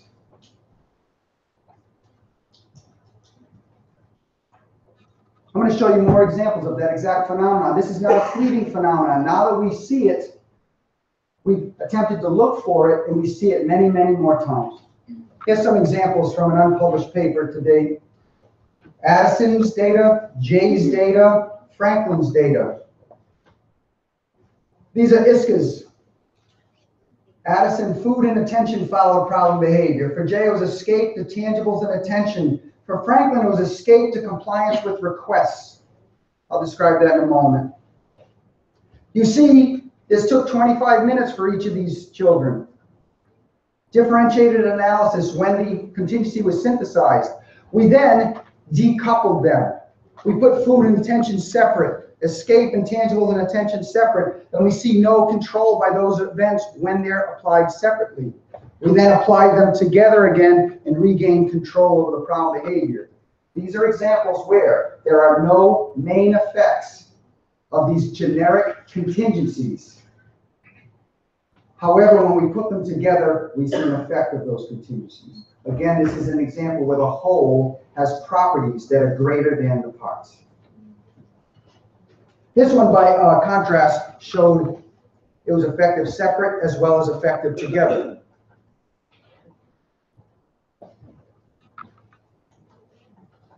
Compliance with requests, let me spend a second on that. This is a very common contingency controlling problem behavior. It's not new. It was articulated in 1997. It was articulated by Wayne Fisher and Rachel Thompson. Rachel Thompson's my wife. She's a very good behavior analyst. She just doesn't like to talk. She's very shy.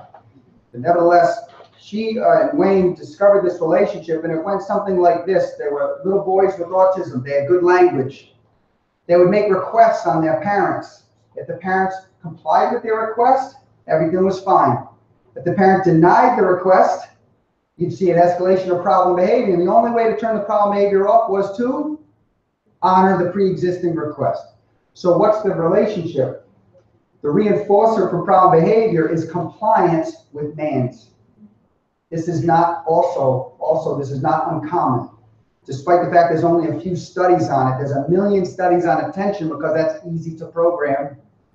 Compliance with requests is a very common controlling factor, especially for kids with language, especially for little kids with autism or pediatric bipolar disorder. We don't have that here. Unfortunately, we have that in my neighborhood. And often compliance with NANS is the controlling contingency along with other things. Why do I do synthesized contingencies? Because when I do so, I get the best treatment effects. Best for me. When I relied on individual reinforcers, I could never get to that promised land of the parent saying thank you. When I started leveraging these synthesized contingencies, we're moving treatment effects out to better places. I'm going to show you examples of that later, but if you're interested, these are just some articles that show the entire treatment process from the very beginning to the very end. When we first greet the parent to the point where they say the problem's solved, the whole process is described. And all of these processes rely on synthesized contingencies. These are also available on that website. I'll give you that address soon. Some other real questions. Some of my colleagues, my very good colleagues that train me, they do not like the ISCO. That's a gentle way of putting it. It's true. So here are some reasonable questions you might have that they've had, and they're reasonable. Some questions are unreasonable. I won't go over those. But here are the reasonable ones. Does this have generality? So our first attempt to establish generality is this. This was an article published in JAVA last year. This is also a consecutive case series design. So we report all cases of the application of the interview and the analysis. All analyses were differentiated. They're all differentiated in less than 35 minutes, most of which were differentiated in 18 to 25 minutes.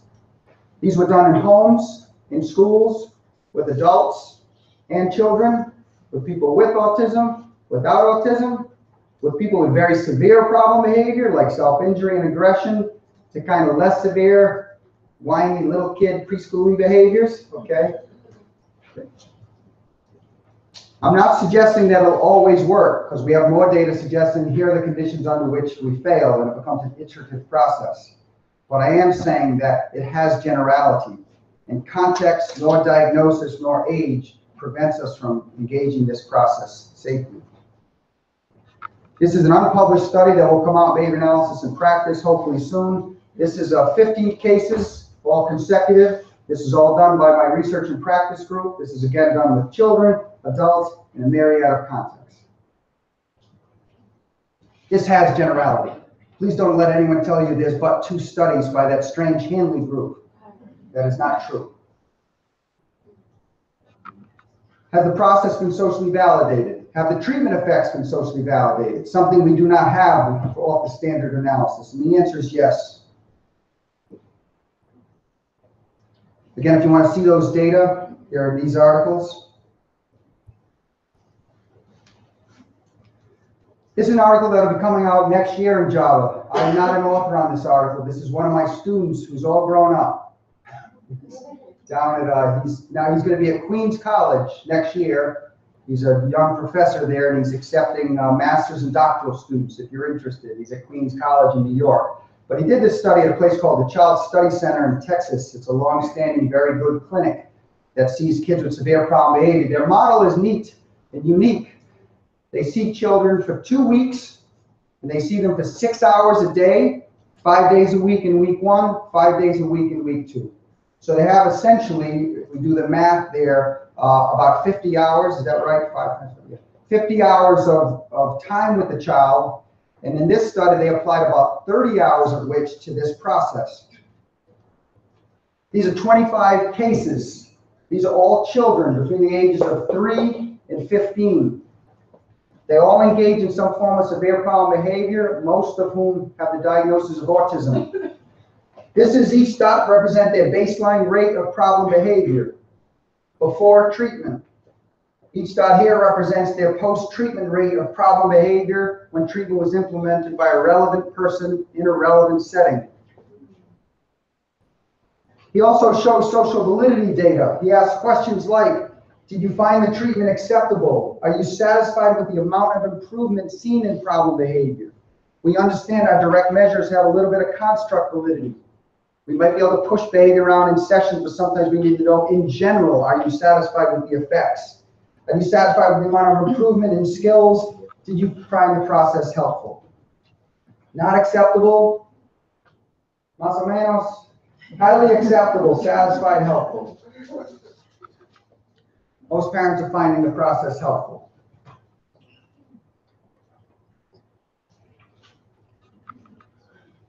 One last thing on this, and then we'll get to something else, I promise.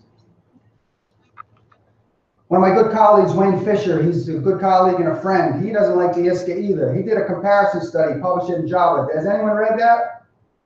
Good, don't. That's terrible. Sorry, Wayne, read his study. But basically what he did is he compared standard analyses to ISCAs, and I just want to point out what he did, and I'm going to show you a follow-up study. I think it's important to my defense at least.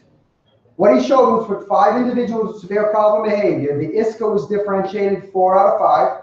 The standard was differentiated 4 out of 5. It seems similar.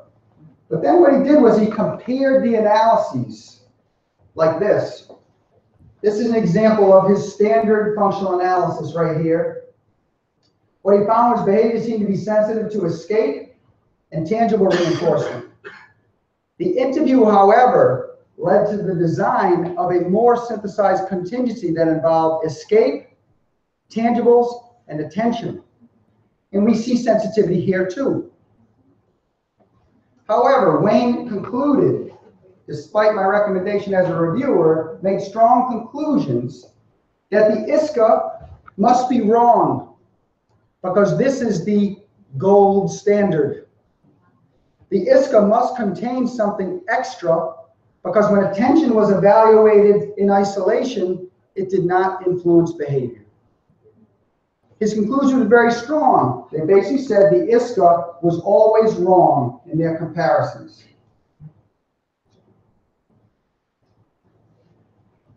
Couple things. In science, we can prove things are functionally related, but it's very hard, and some philosophers would argue impossible, to prove the negative. To prove that attention is not a reinforcer with a single test, to me, is grossly inappropriate means to say attention is not a reinforcer for problem behavior. What is ironic is that Wayne Fisher and I in 1997 published a study together showing how we could move an attention function on and off by the mere presence of preferred toys. That's an example of how fragile functional relations are. And by simply showing it doesn't show sensitivity in one context, does not allow one to say it is irrelevant as a reinforcer. That's number one. Number two, there are no pure tests of tangibles. In Wayne's study, robots did not deliver the reinforcers. People did. The tangible condition is always confounded by social attention. There is no pure tangible test. And so to say that showing sensitivity to tangibles obviates the attention function is also misleading. There's more, I'm not going to get into it. The deal is this. There is no gold standard analysis. It's right less than half the time. It does not capture interactions that we've proven exist in many, many cases. The truth can be found in effective action. And I have a student and colleague who decided to take that on and do the same study. She was doing the same study as Wayne's group. He just publishes faster because he's good like that. In Jessica Slayton's study, she had 9 participants. Her 9 participants were all older children between the ages of, where are we? 7, but most of them were young teens. They all had severe problem behavior necessitating both pharmacological intervention as well as emergency restraint. They all experienced emergency restraint with some regularity, and they're all on and off meds for behavior control. These are not whining little children. No offense to whining little children. Here's the results for these 9 kids. The ISCA showed control. The standard did not. The ISCA then showed control. Control, standard. ISCA, standard. Differentiated outcomes with the ISCA. Some responding, but undifferentiated outcomes with the standard. So I've showed you 5 examples out of the 9 where the ISCA was effective and the standard was not. Then we had 4 cases for whom the ISCA yielded a differentiated outcome, and the standard did as well. In the top case, you see that we have agreement. Escape the tangibles. When separated, escape and tangibles. But here's where we have results that are similar to Wayne's, finally. The synthesized contingency is quite different than the results of the standard analyses. It says escape the tangibles of attention. It says no, it's just tangibles. Were I an adherent to this gold standard BS, I'd say, well, this must be the gold standard. It must be right. This then must be wrong. But the truth can be found in effective action. Effective action is which one allows you to be more effective with your treatment. So what Jessica did was she treated off of this baseline, allowing a communication response to yield these reinforcers and problem behavior to be on extinction. She also treated off this baseline. She allowed the communication response to yield this reinforcer and problem behavior to be on extinction. Are you with me? Differential reinforcement off both of those baselines, also called functional communication training. What she found for Emily, off of the ISCA, the little thing acquired the communication response for these reinforcers, and problem behavior was 0. Please know this is not a treatment. This is a first step in a treatment. But nevertheless, the first step shows promise. Off of the standard for Emily, she did not acquire the communication response. Problem behavior persisted. We saw the same thing with Jeff. Acquired the communication response, no problem behavior, off an ISCA. Did not acquire the communication response, problem behavior persisted. In fact, we saw a burst off of the standard. How can this be? Well, here she's handing a card to terminate work to get stuff and attention. And apparently that's powerful enough for her to learn a new response within 15 minutes and problem behavior to go away. That's what FCT should look like. Snappy, fast. What's going on here? Well, perhaps when she handed the card, when it was a prompted response, and she was allowed escape to nothing, she stopped handing the card. Because there's another establishing operation there, or perhaps 2. Because when she handed the card, she didn't have her stuff, she wasn't getting any love, and that's the kind of stuff she got in her classroom. This is an example where even when a standard functional analysis may yield a differentiated outcome, it may not take you to the promised land because you have overanalyzed the contingency, broke it into its parts, and then rendered it only slightly powerful. Not as powerful as the contingency controlling behavior in the classroom. For the other 2 participants, treatments worked off of both baselines. So in sum with this study, ISCA was effective 9 out of 9. The standard was effective 4 out of 9. Treatments off the ISCA were effective 4 out of 4. Treatments off the standard were effective 2 out of 4. Another reason why I did not use the standard analysis, and why I suggest you reconsider it if you were to use it. Okay. I'm going to wrap up this section. Javier, I assume even though we have a big break after 4 hours, we can have a little potty break? Yes, of course. Okay, so how long have I been talking? Anybody know? An hour? 1 hour. An hour and a half? Hour and a half. Okay. I'm going to wrap this up, then we'll take a 10-minute break. That sounds good? Couple more slides. If you have to go to the bathroom now. People don't like the ISCA because it's imprecision. Oh, do they think I said break now? You can go now. 4 10 minutes in 10 minutes. Lo siento mucho. Okay. This is the good stuff. This is where I'm claiming ignorance. When I'm done with the ISCA, I do not know the specific operant class to which any topography resides in. I sometimes only see this and this. I don't see this. I have to make an inferential leap, and therefore I'm ignorant. I do not know whether some parts of the contingencies are irrelevant. Escape, the tangible, and attention. I don't know if they're all relevant because I'm not going to do analyses to figure out the relevance of each one. I'm going to let my treatment process teach me that. I do not know whether behavior is maintained by positive and negative reinforcement. When I take away an iPad from somebody, I do not know when they hit and I give them back the iPad and let them do what they want with it, whether it's maintained by positive or negative reinforcement. They've stopped me trying to teach them with the iPad or whether it's access to the iPad. I don't care about those things. I have no idea what's maintained by positive and negative reinforcement. I am ignorant of that. I sometimes can't even describe the contingency. I sometimes have kids kind of I follow their lead in the reinforcement interval, if you will. I don't know how to describe that. They're dragging me around the room, they're wandering. That's the reinforcer. Wandering, controlling me. If I say controlling me, I'm going to get a lot of punishment in the journal, so I don't say that. I don't know exactly how to describe it, but that's what I'm doing as part of the contingency, because that's what staff are doing to keep a lid on the problem behavior. What I'm trying to get at here is sometimes I don't have language to describe the controlling contingencies, because I pride myself on being an inductive researcher. I let the data drive what I do. I don't let my language control what I see. The imprecision is not unique to the ISCAs. The standard analysis is imprecise. I'm not going to get too far into this. It's too complicated. There's a paper coming out that describes it. But basically this, when you do your, let's say you do your escape test. In the escape test condition, there are multiple establishing operations, are there not? Establishing operation for escape, and tangibles, and a certain quality of attention. When you see behavior high in the escape condition, it may be a function of that contingency you're attacking, and may be a function of those other establishing operations. That is imprecise. What I'm saying is I can live with the imprecision in the ISCA, and the imprecision pervades any analysis that you might embrace.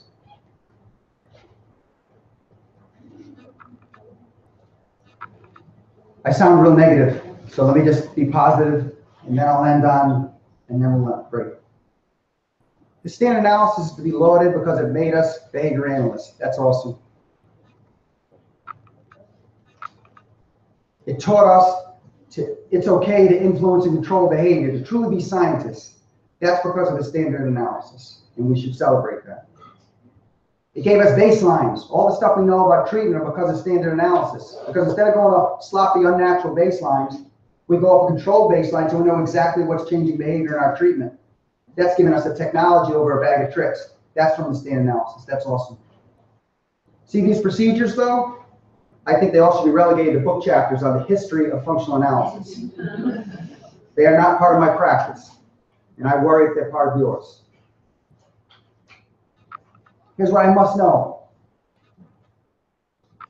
I must know that I can turn problem behavior off with the suspected reinforcers, and I must know that I can turn it on quickly by the removal of those reinforcers. That's what I need to know, and that's it. Why do I need to know this? Because I know I won't have an effective treatment if I can't turn problem behavior off in my analysis. I know it won't be safe if I can't turn problem behavior off in my analysis. And I also need to know that when that little person shows up, they are motivated to learn. So I need to know what triggers the problem behavior very quickly. So when I go into my skill-based treatment, they show up for work, highly motivated. That's what I need to know. And lastly, I need to know that what I'm manipulating in my analyses is not made up. It's not based on a journal article. It's based on what relevant people have taught me. It's ecologically valid. Scientifically strong, ecologically valid. That's what I need to know. me skip that section, I'll come back to it. I'm gonna take a break. I mentioned that gold standard. Let me end this part on this. There is a gold standard, folks, but it's not a type of analysis. The gold standard was articulated to us in 1968 at the founding of the Journal of Applied Behavior Analysis by Don Baer, Mont Wolf, and Todd Risley. It's general and socially validated behavior change by relevant people in relevant context. That's the gold standard. The gold standard is a goal. It's not a set of procedures. I hope in 10 years the ISC is obviated. We never do them anymore because something better showed up. It's an evolving process. It needs to be progressive. But this never changes. This has been the same since before even Java was founded. This is my goal. And for me, I achieve that goal currently with an ISCA and with skill-based treatment. Okay, let's take a 10-minute break. And when we come back, we're going to have some dialogue. Thank you.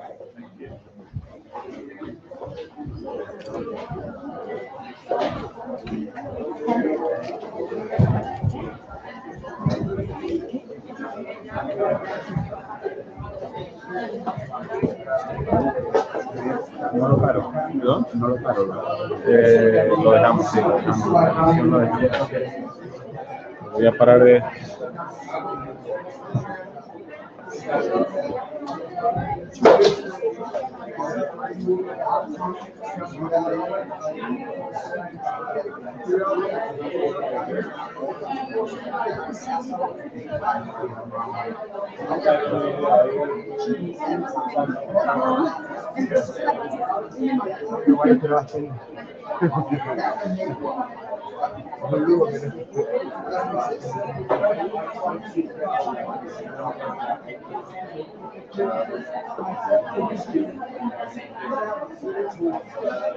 ¿Qué tal?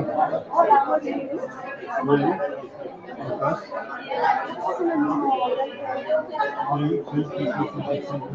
Yo llegué ayer porque estuve comentando lo que has dicho, pero luego yo había quedado con una amiga. No me gusta, no por ahí, yo ya no tengo lugar para comer. Me dijo José, me digo, pero es que justo he quedado, porque yo pensaba que no me estaba, podría quedar en una antigua luna y eso, ¿no? Pero mañana,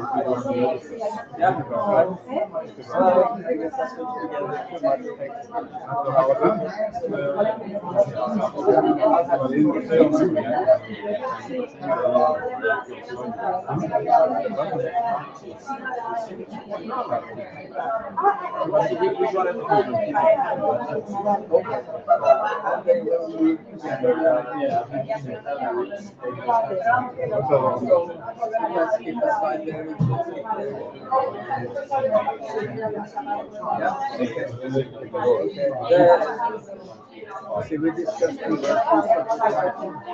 and I think the Roman was taking to speak there. Well, it would be nice if we discussed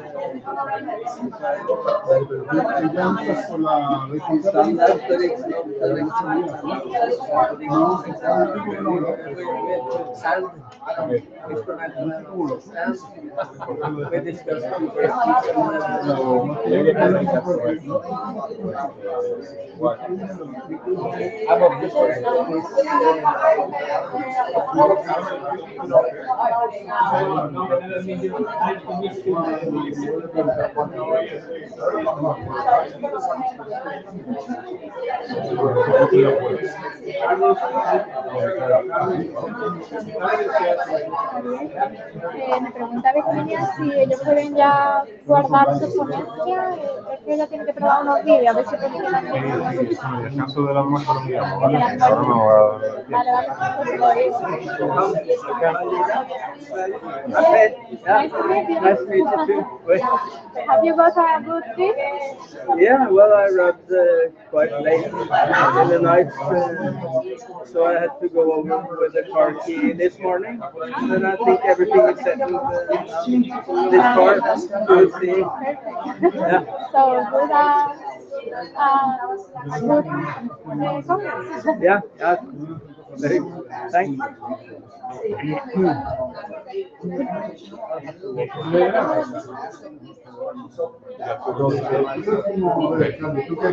Yours is easy.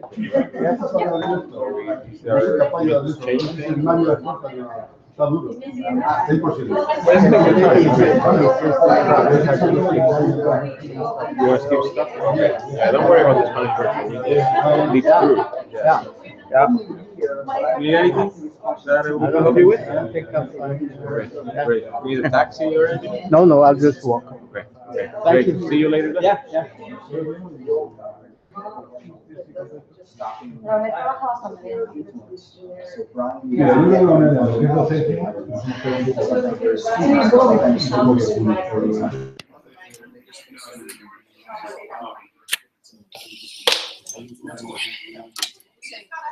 ¿Cuánto tenemos de tiempo? 10 minutos. 10 minutos más. Yo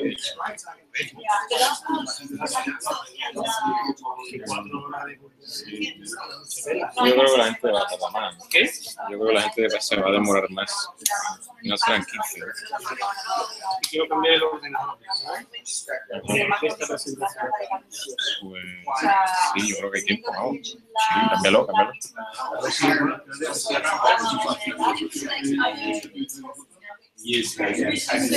La primera conferencia Fue dura. Sufrieron ahí la gota gorda, ¿no? El tema de... Nos pidieron que metiéramos gente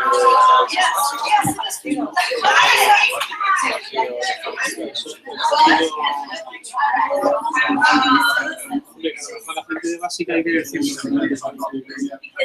formato de conferencia en el curso de verano es un poquito más.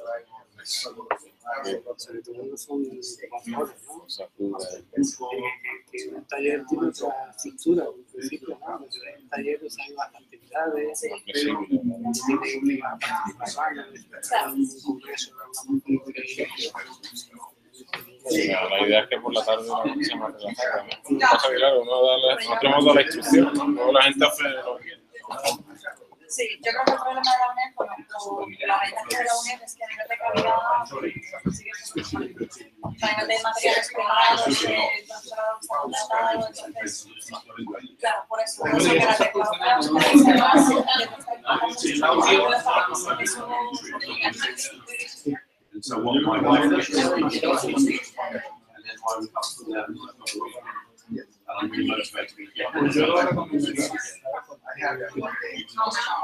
Era el dictador de la sube.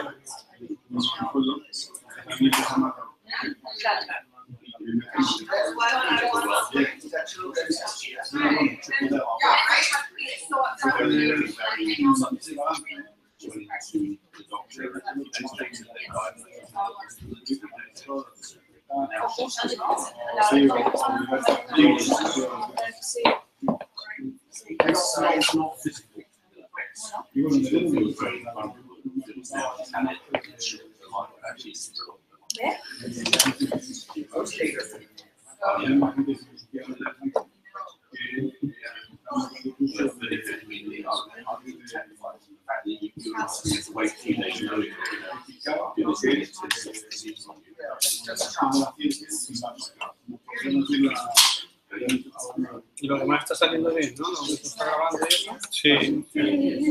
Nos hemos conocido ahora por primera vez. No,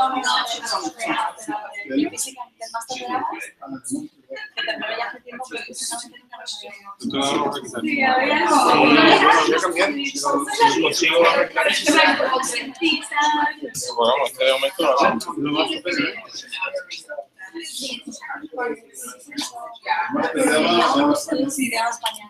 Voy a ir al baño y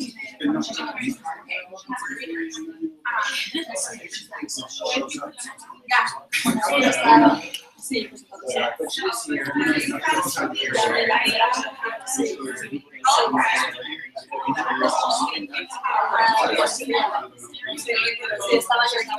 Vamos a subir el... Hablando al aire, ¿no?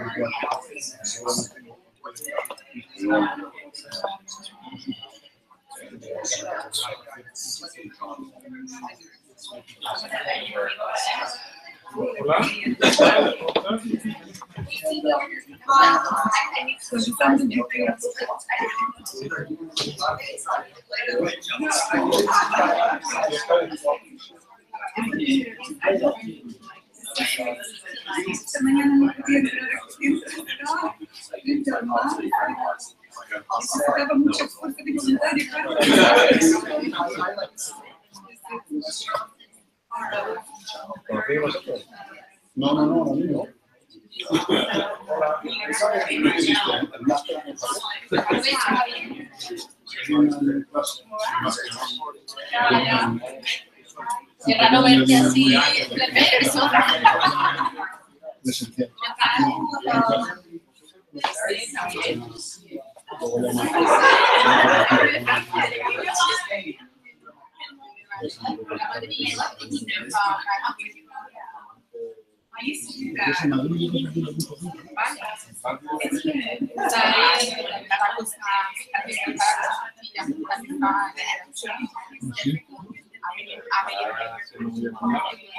Pues estamos en el tema de la organización.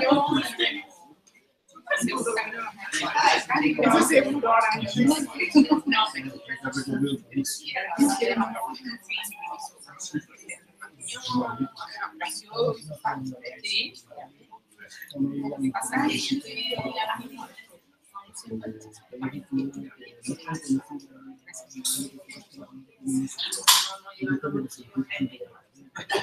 ¿Qué número de diapositivas es? ¿No sabes?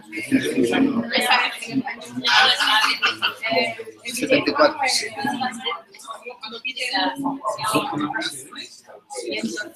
Aquí quedan, ¿no? Vamos por la mitad más o menos.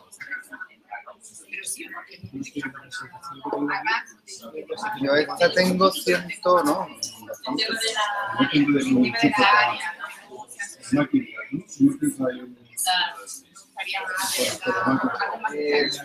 De aquí de este creo. No lo intentamos colocar aquí. Es que hay dos, pero no sé si...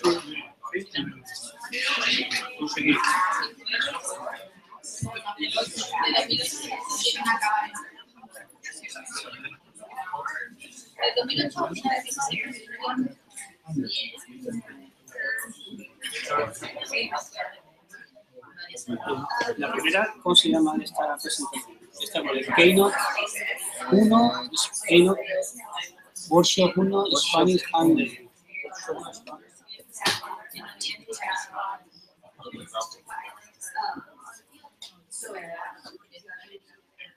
Claro, es que ahora esta segunda parte es el tratamiento. Tratamiento basado en el proceso que lleva a vale.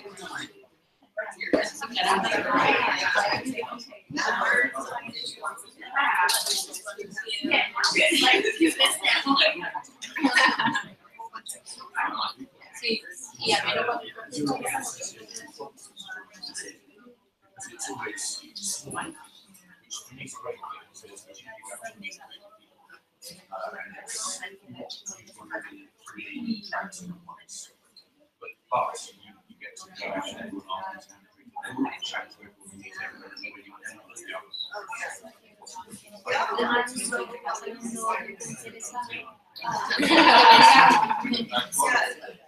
todo este tipo de trabajo lo llevo bien.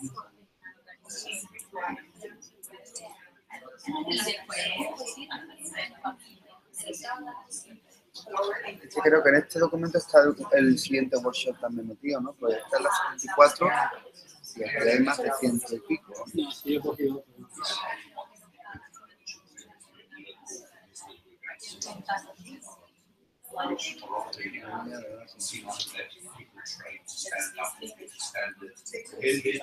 Sobre esta es la segunda parte, que será de esta tarde.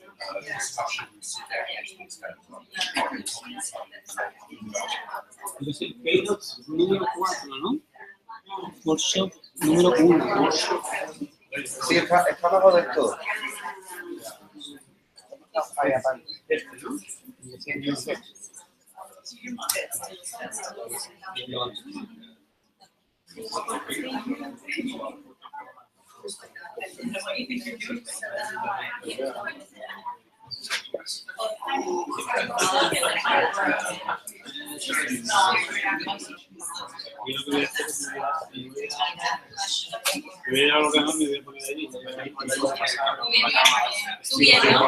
Vale. Si no, hoy intentamos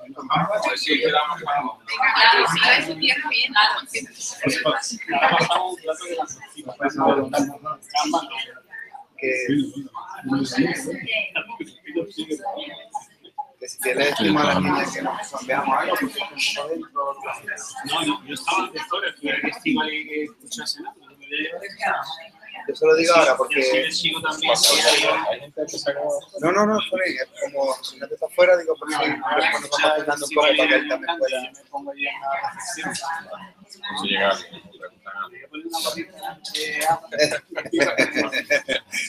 No, sobran carteles que pueden papelar. Papelado entero.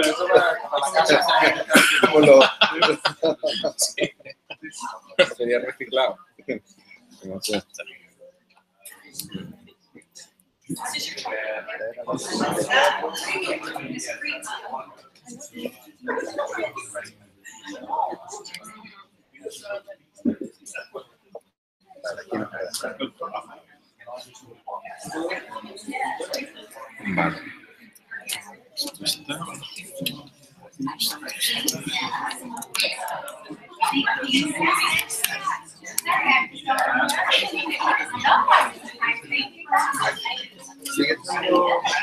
Sí, lo para liberar el...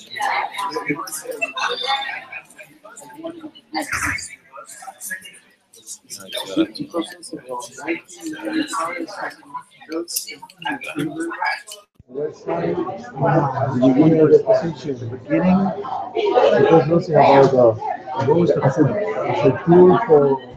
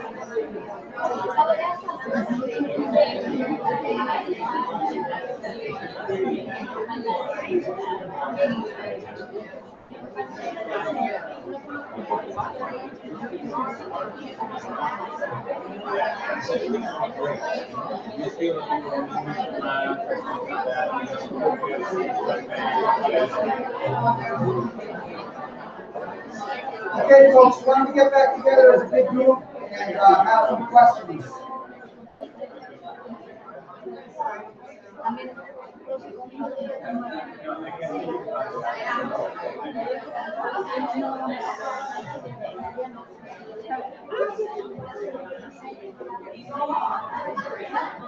Okay, I'm going to walk up somebody and ask them if they have questions. This is always the hard part.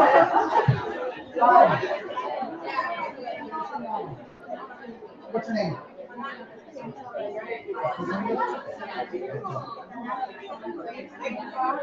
We're going to get back together as a big group. My pants.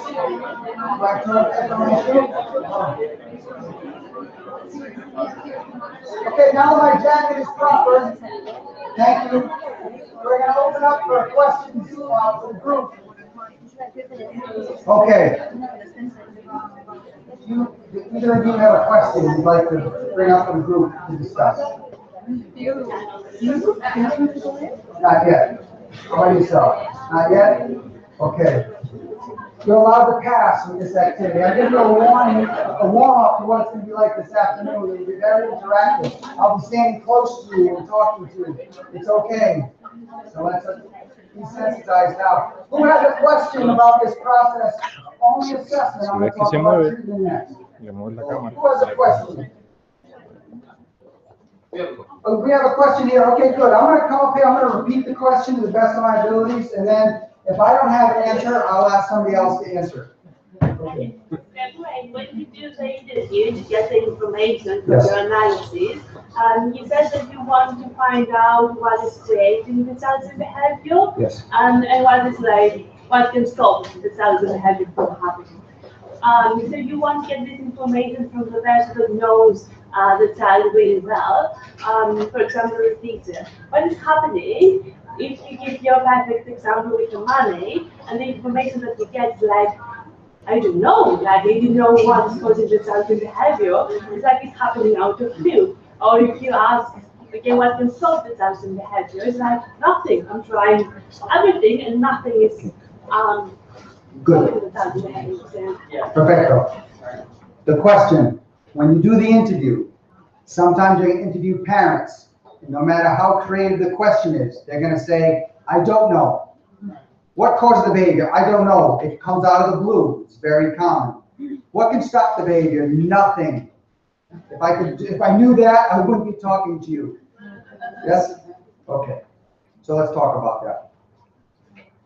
If you look at the open-ended interview, there's many different ways to ask the same question. Please understand that the parents you're going to interact with, if you interact directly with parents in particular, are going to be tired, frustrated, and you're one in a line of professionals they've already spoken with and answered similar questions. So please know that. Number one, start the interview off by asking parents simply to tell you 3 stories about the severe problem behavior that they can remember really well that are most recent. Just describe to me the context in which your child engaged in meltdowns, the last 3 ones. In other words, don't start out asking the questions on the interview form. Ask them just to tell you the story. The reason being is you're asked first, you're respecting them by not making them answer a weird question that you think is important. Parents want to tell you their story. Let them tell you the story by asking that question first. Now, if they start talking about prenatal care, postnatal weight, I say, please, you don't need to go back that far. This is not a medical, I don't need any history. They want to tell me all about the history. When he was 2, he did this, when he was 6. I just want to know right now, let's talk about the last 6 months. So I will redirect the story if it's going back too far, because again, time is important. But I always ask parents to tell me the story. Please understand, when they're telling me the story, I am listening for the possible reinforcers and establishing operations. They don't need to explicitly tell me them. I can still discover them in the story. Their job is not to be behavior analysts. Their job is to be historians. I will extract the possible contingencies from that story, and I want to make it very clear, I can usually do that just based on the story question. Good behavior analysts can hear the reinforcing the O's in that question, okay? Nevertheless, sometimes you're not going to get that. And so you have to ask those questions. So number 2 is, there's multiple questions that ask the same thing. I ask that you don't do those $1 million questions till those early ones don't work. Keep those in your pocket, because those really help parents think. I am fairly certain that by the time you get to the $1 million questions, you'll have some good information. Let's say you don't, however. Then I want you just to make some good guesses based on the story and go to your analysis. Let your analysis be your guide. So if you ask questions about, what is the condition? I know you don't know how to stop the behavior, but what can you do to make it the least likely it will occur? What are the conditions under which it's least likely? Oh, they're eating hamburgers while watching a movie and no one's bugging them. Okay, it still might happen, but it's least likely. Okay, what situation where it's most likely? So if you go from all or none, you may not get there with the parent you're thinking of. But if you go from some to a lot, you might be able to design your analysis based on that. Okay? Have you ever felt that you need to do any direct observation to get this information or never? It's a great question. Question was, do I ever find I have to do direct observation or descriptive assessment even to identify a possible relationship to put in the analysis? The answer is yes, but it's interesting. I don't do direct observation in the home or in the school per se. I do it in my failed analysis. Okay. So from the interview, I take my best guess, my hunch, I design the analysis. Sometime in the analysis, I'm not evoking problem behavior, but I'm still learning things. I'm learning things as they interact with the parent or the teacher or perhaps myself. I'm seeing sometimes that kids are getting frustrated, but they're not escalating. So I learn a little bit about that. I learn about conditions where the child just seems at ease. I learn a little bit about the reinforcers from that. So I do watch the child, and I do learn from those observations, but they're usually in the context of an analysis. Because at least there I can control it and I can understand the factors in that space. I don't like to go into busy classrooms or a busy home and watch because there's so many moving parts, I can't really isolate what's a relevant one. Okay. Last thing on that is I sometimes will ask staff to do those open-ended direct observations so they can give me some qualitative information. Okay. And I ask them to bring that to the interview. So when I ask them questions, they're not likely to say, out of the blue, I say, well, what did you write down? Let's talk about that. What happened then? So that's a prompt. Okay. Yes. Thank you. Super questions. Thank you. How about some other questions about the process? I guess I kind of, we discussed something that came up, like why do you think it's such a hard sell within our profession? I mean, you brought up the gold standard with Werewolf Grizzly, like this is what we're aiming for. Why do you think this is a departure from, I mean, obviously it's not, but why is it a hard sell, or is it? So the question is, why is this a hard sell in our field? And I think I maybe oversold the difficulty. Yeah. So let me make it clear. I'm not a good traveler, but I travel a lot these last couple of years doing trainings on this subject matter, typically that or sleep problems. And when I'm on this topic, I find that this information resonates very easily with practitioners who are actually responsible for meaningfully addressing severe problem behavior day in and day out. I see eye to eye with practitioners pretty easily. I see eye to eye with young behavior analysts who are newly minted, just came out of their program, read the articles, but haven't pulled the trigger, haven't conducted an analysis yet. It resonates with those folks. Usually I see eye to eye. It's really with my colleagues in the research domain, especially the senior colleagues. So I'm gray, but there are grayer colleagues amongst us. And the people that are more seasoned than I, they are entrenched with their processes, and I respect that. And they've made my group ask better research questions, but I want to make it clear there's a significant amount of pushback from some of my colleagues that they think this is truly an asinine process. So I need to make that clear that there are some people that just don't buy this process. And the worries are this: the interview is subjective. We pride ourselves on being objective. I think that's to a fault. We think we are different because we take direct observational data. That doesn't make us better. It makes us slower. It makes us be misled. It's not terribly useful, although it's objective. I rely on interview. It is indeed subjective, but I still am very good despite that subjectivity because the person can give me a lot of history in a short amount of time. And I still buttress that with being analytic, so I don't trust it. I verify, trust and verify. And so, but that's one, the subjective nature. And number two is the synthesis.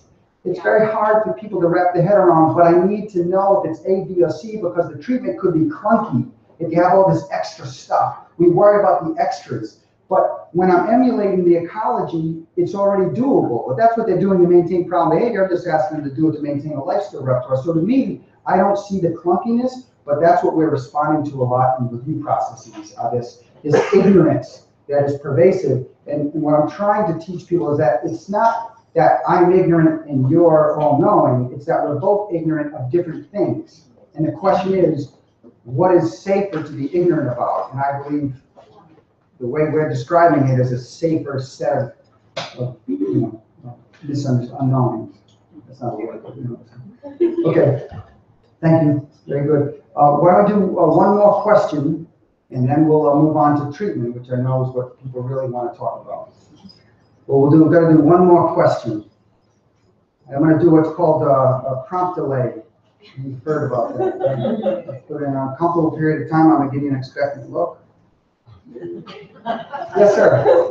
Greg, you talked about identifying precursors to problematic behaviors as a means to avoid the client engaging in a really successful injury. How do you go about identifying those? Great. And you talked about correlating them. Is there a process that you can go through there? Thank you so much for asking that question. The question was, how do you go about identifying the precursors? You might be thinking, do I do direct observation? Do I do conditional probability analyses? Things of that sort. And so let me address that. Thank you. Great question. I identify the precursors or co-occurring response topographies merely in the interview. I merely ask questions about what's your number one complaint? What's the most dangerous behavior? I ask questions, what are the top 3 problem behaviors? Do they co-occur in a similar context? When I ask about the story, I'm listening for when they say they first stopped their feet and then they hit me. I'm hearing it there. So I'm extracting it from the story. I'm extracting it more deliberately from the questions like what precedes the meltdown or the self-injury. And from that, I'm simply trusting the report. I want to make it clear, this precursor notion was first introduced by Smith and Churchill. I'm sorry, I don't know the year, but maybe early 2000s. And they merely found it from report 2. But then studies have followed up and done some fairly fancy math. Direct observation, lag sequential analyses to figure out whether it's indeed a precursor. And what I'm telling you is if you have to do that stuff in the service of addressing problem behavior, you will not be terribly effective as a practitioner. And you don't need to. And so I'm going to describe why you don't need to as briefly as I can. This is an example of an ISCA that's differentiated. Test condition, control condition, escape, the tangibles, and request compliance. Now from this graph, that's problem behavior per minute, you cannot detect whether the child engaged in any of these problem behaviors that were reported. But these are the problem behaviors were reported. Self-injury, aggression, disruptive behavior, disruptive motor behavior, disruptive vocalizations, and whining and complaining. These are all the behaviors the parent reported to co-occur, a cluster. When I'm done with my ISCA, you can't tell which of these behaviors occurred. When we used to graph the data, we graph it out by topography. So I'm going to show you that. I'm sorry for the smallness of the graph. Nevertheless, this is separated by topography. We have whining, motor disruptions, vocal disruptions, aggression, self-injury. We've done these sort of what's called progressive extinction analyses over a dozen times. There are other people in the literature that have done them a whole bunch of times too. They always yield the same conclusion. So I'll just use this as a model. Those first 3 data points, those are from the ISCA primarily. What we were mainly seeing in this analysis was the whining. We put the whining on extinction. When we put the whining on extinction, we saw the emergence of disruptive motor behavior. When we put that on extinction, we saw the emergence of disruptive vocalization, screaming. When we put all those on extinction, we saw the emergence of aggression.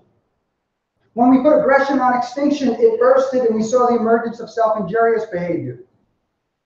When we opened the contingency back up so that any member would receive reinforcement, we saw vocalizations persist.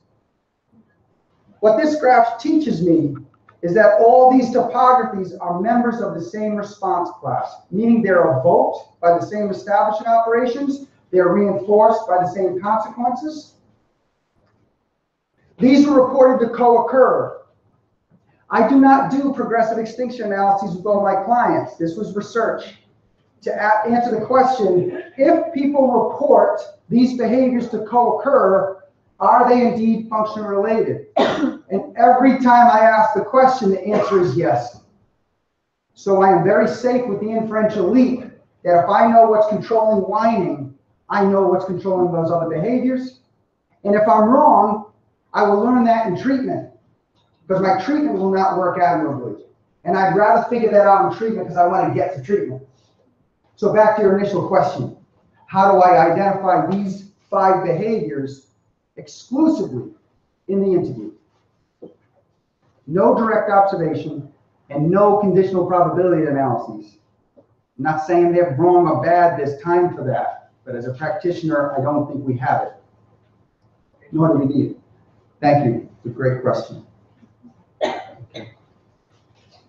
Let's get to treatment. Okay. The treatment is a skill-based treatment. I'm sorry.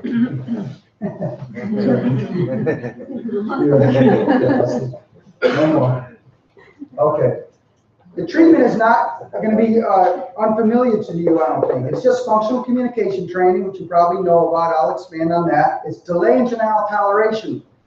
Once a child learns to communicate for their reinforcers, the most important step is to teach them to deal with no. No. And we do a lot of exposure to no, can't, later. And we teach a repertoire of what to do in that situation. And it's not merely waiting. There are no waiting programs. There are skills. We're going to teach behavior. And then finally, compliance. All I mean by compliance is when you can't have your reinforcers, an adult's going to tell you to do something relevant, just do it. When you do it well and you do it the first time, there's a good outcome for that. This is what we call a life skill repertoire: communication, toleration, and compliance.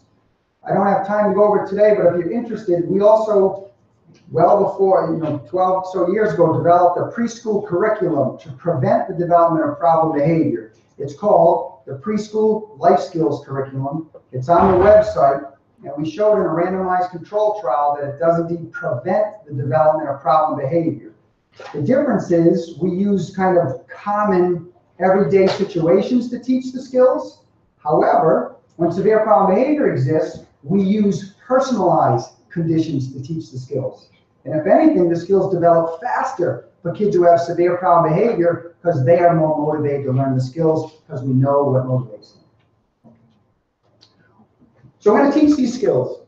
We're going to maintain them by a very particular schedule. The schedule is very important to the process. It simply involves intermittent and unpredictable reinforcement of these skills. It is not a VI schedule, it's not a VR schedule, it's not a multiple schedule for you fancy schedule people out there. The schedule has not been explored in the lab yet. We need some reverse translational research, which maybe we'll talk about tomorrow. This is what I like to call a developmental schedule. So I just want to spend a minute to talk about this before I show you some treatment data. Most of you work with kids with severe problem behavior that do not just have one topography. Do you know a child that just has one topography? All they do is that one. It's almost always a distribution of topographies. There's SIB, aggression, flopping, disrobing, incontinence, elopement, tisking, sassing, loud votes, property destruction. Are you with me? So, where does that come from? Let's talk about that. Let's say a child attempts to use their words, but they're not understood. What do? They cry. This is typical development. They cry. What happens when kids cry? Grandmas and grandpas, if you're in the room, damn you. You reinforce the crying.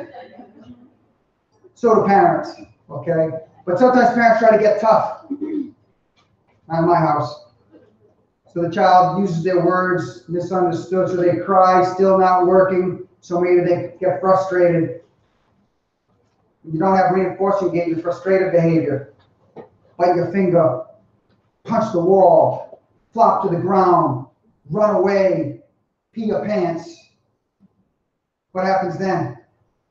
Sometimes parents reinforce that, turn that off. Then the next time happens, the cry works. Cry didn't work the next time, so it induces other forms of behavior. And this process of extinction and induction leads to this broadening of the response class we know as problem behavior. What's that schedule? It's intermittent and unpredictable reinforcement. The child never knows which response is going to work. Is it going to be my words, my tears, my fist? They'll try the easy one first. They might escalate. That's why we use the term escalation. But the schedule that maintains the repertoire is this. And this is the schedule we will use to maintain the life skills repertoire. There are no timers. There are no signals. There are no warnings. The child never knows. My words, my tolerance, my doing what was told, which one's going to work? I don't know. I'll try them all. Okay. I'm going to describe the treatment process with a case example. Excuse me. You don't have to go forward. I just got to see something. This is a case example. Zeke. I introduced you to Zeke earlier. Specialized classroom, self-injury, aggression, maintained by access to his STEMI stuff, undivided teacher attention, escape from work. Problem behaviors on the top. That's from my analysis. I do not reestablish baselines. My analysis is my baseline. You can see from this baseline, problem behavior is high. These are communication responses, tolerance, and compliance. We don't have any of that yet. The gray bars represent the amount of time he's in reinforcement. So what does that tell you? Most of the time, Zeke has the teacher, no work, and his stuff. The little bit of time he doesn't have it is when the teacher is attempting to take it away. He responds quickly, gets his stuff back. Are we together? Okay, that's the baseline. The first thing we're going to teach you is what we call a simple FCR, Functional Communication Response. This has been around since 1985, Ted Carr, Mark Durant, for functional communication training. It's simply differential reinforcement. We're going to use some sort of prompting that's relevant to the child. In this case, we were asking him to simply use his iPad. He had ProLoco to Go, augmentative communication system. He hits a button and then emits, "My way, please." Okay, all he has to do is hit the button, "My way, please." The teacher gives him his stuff, gives him his love.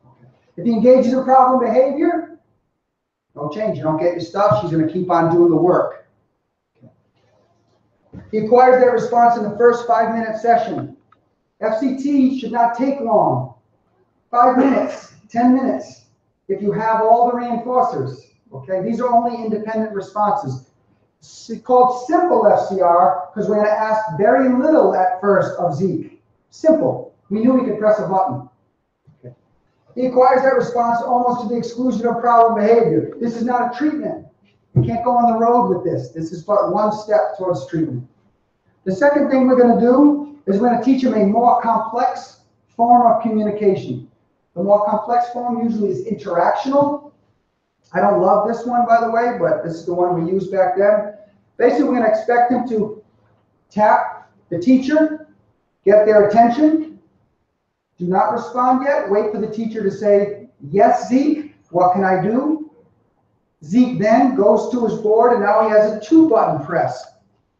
"May I have? My way, please." Why are we doing this? 1, all kids need to learn to obtain a listener before they mand. They need to obtain a listener. Excuse me. So we always have a front end obtain a listener response.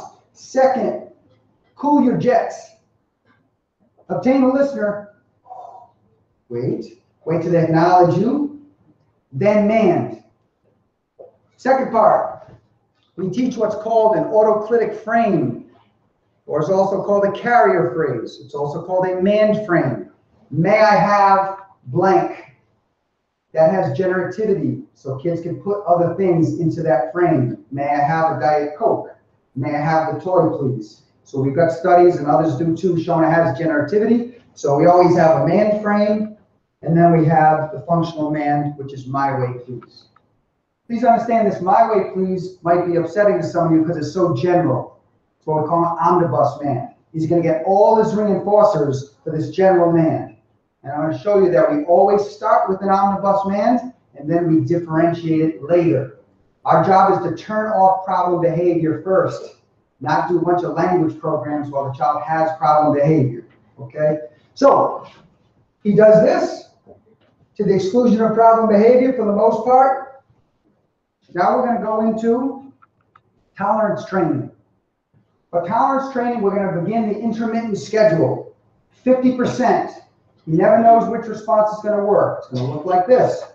Sometimes he's going to tap, tap. Yes, Zeke? May I have my way, please? Half the time, we say yes. Provide the reinforcers. The other half of the time, we aggressively say no. No. Can't do that. Later. Not now. Do your work. And we teach him, when people disappoint you, all you've got to do, for this guy, it was take a breath and nod yes. Whenever someone disappoints you, don't grab, flop, bite, punch. Just say, and when he does that, what do you think we do? Give him a Frito? Give him candy? We give him his functional reinforcers. So half the time he gets it for communicating, the other half the time we say no. If he handles it, then we provide that reinforcer. For most kids, we call this a tolerance response. For most kids, we do not do the take a breath and nod your head. That was then. We often teach kids to say, okay, I'm good, no problem. We teach little kids to sometimes do this. I don't know where this came from. This means go with the flow. I'm going to go with the flow. Okay?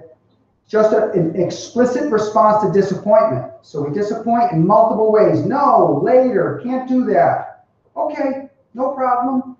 And then we provide the reinforcement saying, you're so good at handling disappointment, here you go.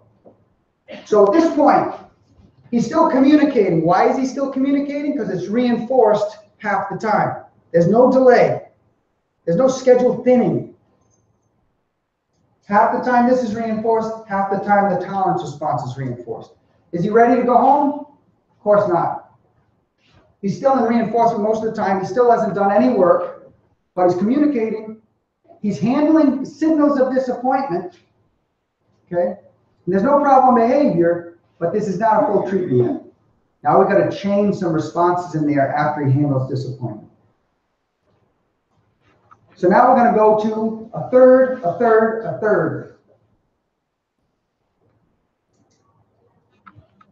We call it response chaining. It looks like this physique now. We take away his stuff. We invite the boy over to teach. We say, do your work. He says, tap, tap. May I have my way, please? A third of the time, the teacher says, sure. A third of the time, they say, 2/3 of the time, they say, no, do your work. He says, okay. He handles. A third of the time, she provides reinforcement then. But a third of the time, what does she do? She says, she means it. Do your work. Early on, all he has to do is one match the sample. Good job doing your work. She provides the reinforcers. And then over time, we're chaining. By the end of the process, he's doing more work than the teachers asked us to do. We always deliver more than there was asked. What's the best? What do you want him to do? I want him to be able to do work. I want him to do 20 match the samples, counting beers, putting them in the right spot, while I teach somebody else. Okay, we'll do 40. But here's what it looks like during the process. Sometimes we ask him to do 2 matches, sometimes 20, sometimes 30. We never specify it in advance, we just say match. He has a whole bunch of little objects in front of him. He's matching, and we provide reinforcement for various amounts of compliance. He never knows how much work he needs to do. We do not say do 10. Here's a board with 10 squares. When you earn 10 tokens, there's none of that. Do your work.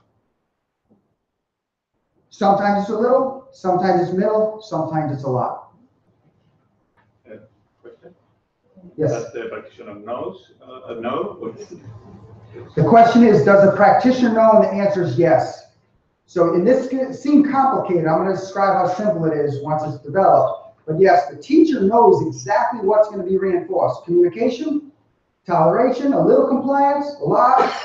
She or he knows. The child even knows. Okay. So I mean the timing.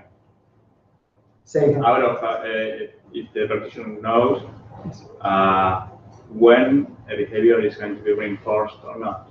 Yes. The practitioner does know. It's totally random. Yeah. It's not totally random. It's proportional. We develop the proportions. The practitioner does know. But ultimately with this treatment, is we don't prescribe it. We tell parents, reinforce communication when you can. Disappoint when you can. Make them do what they need to do when you have to.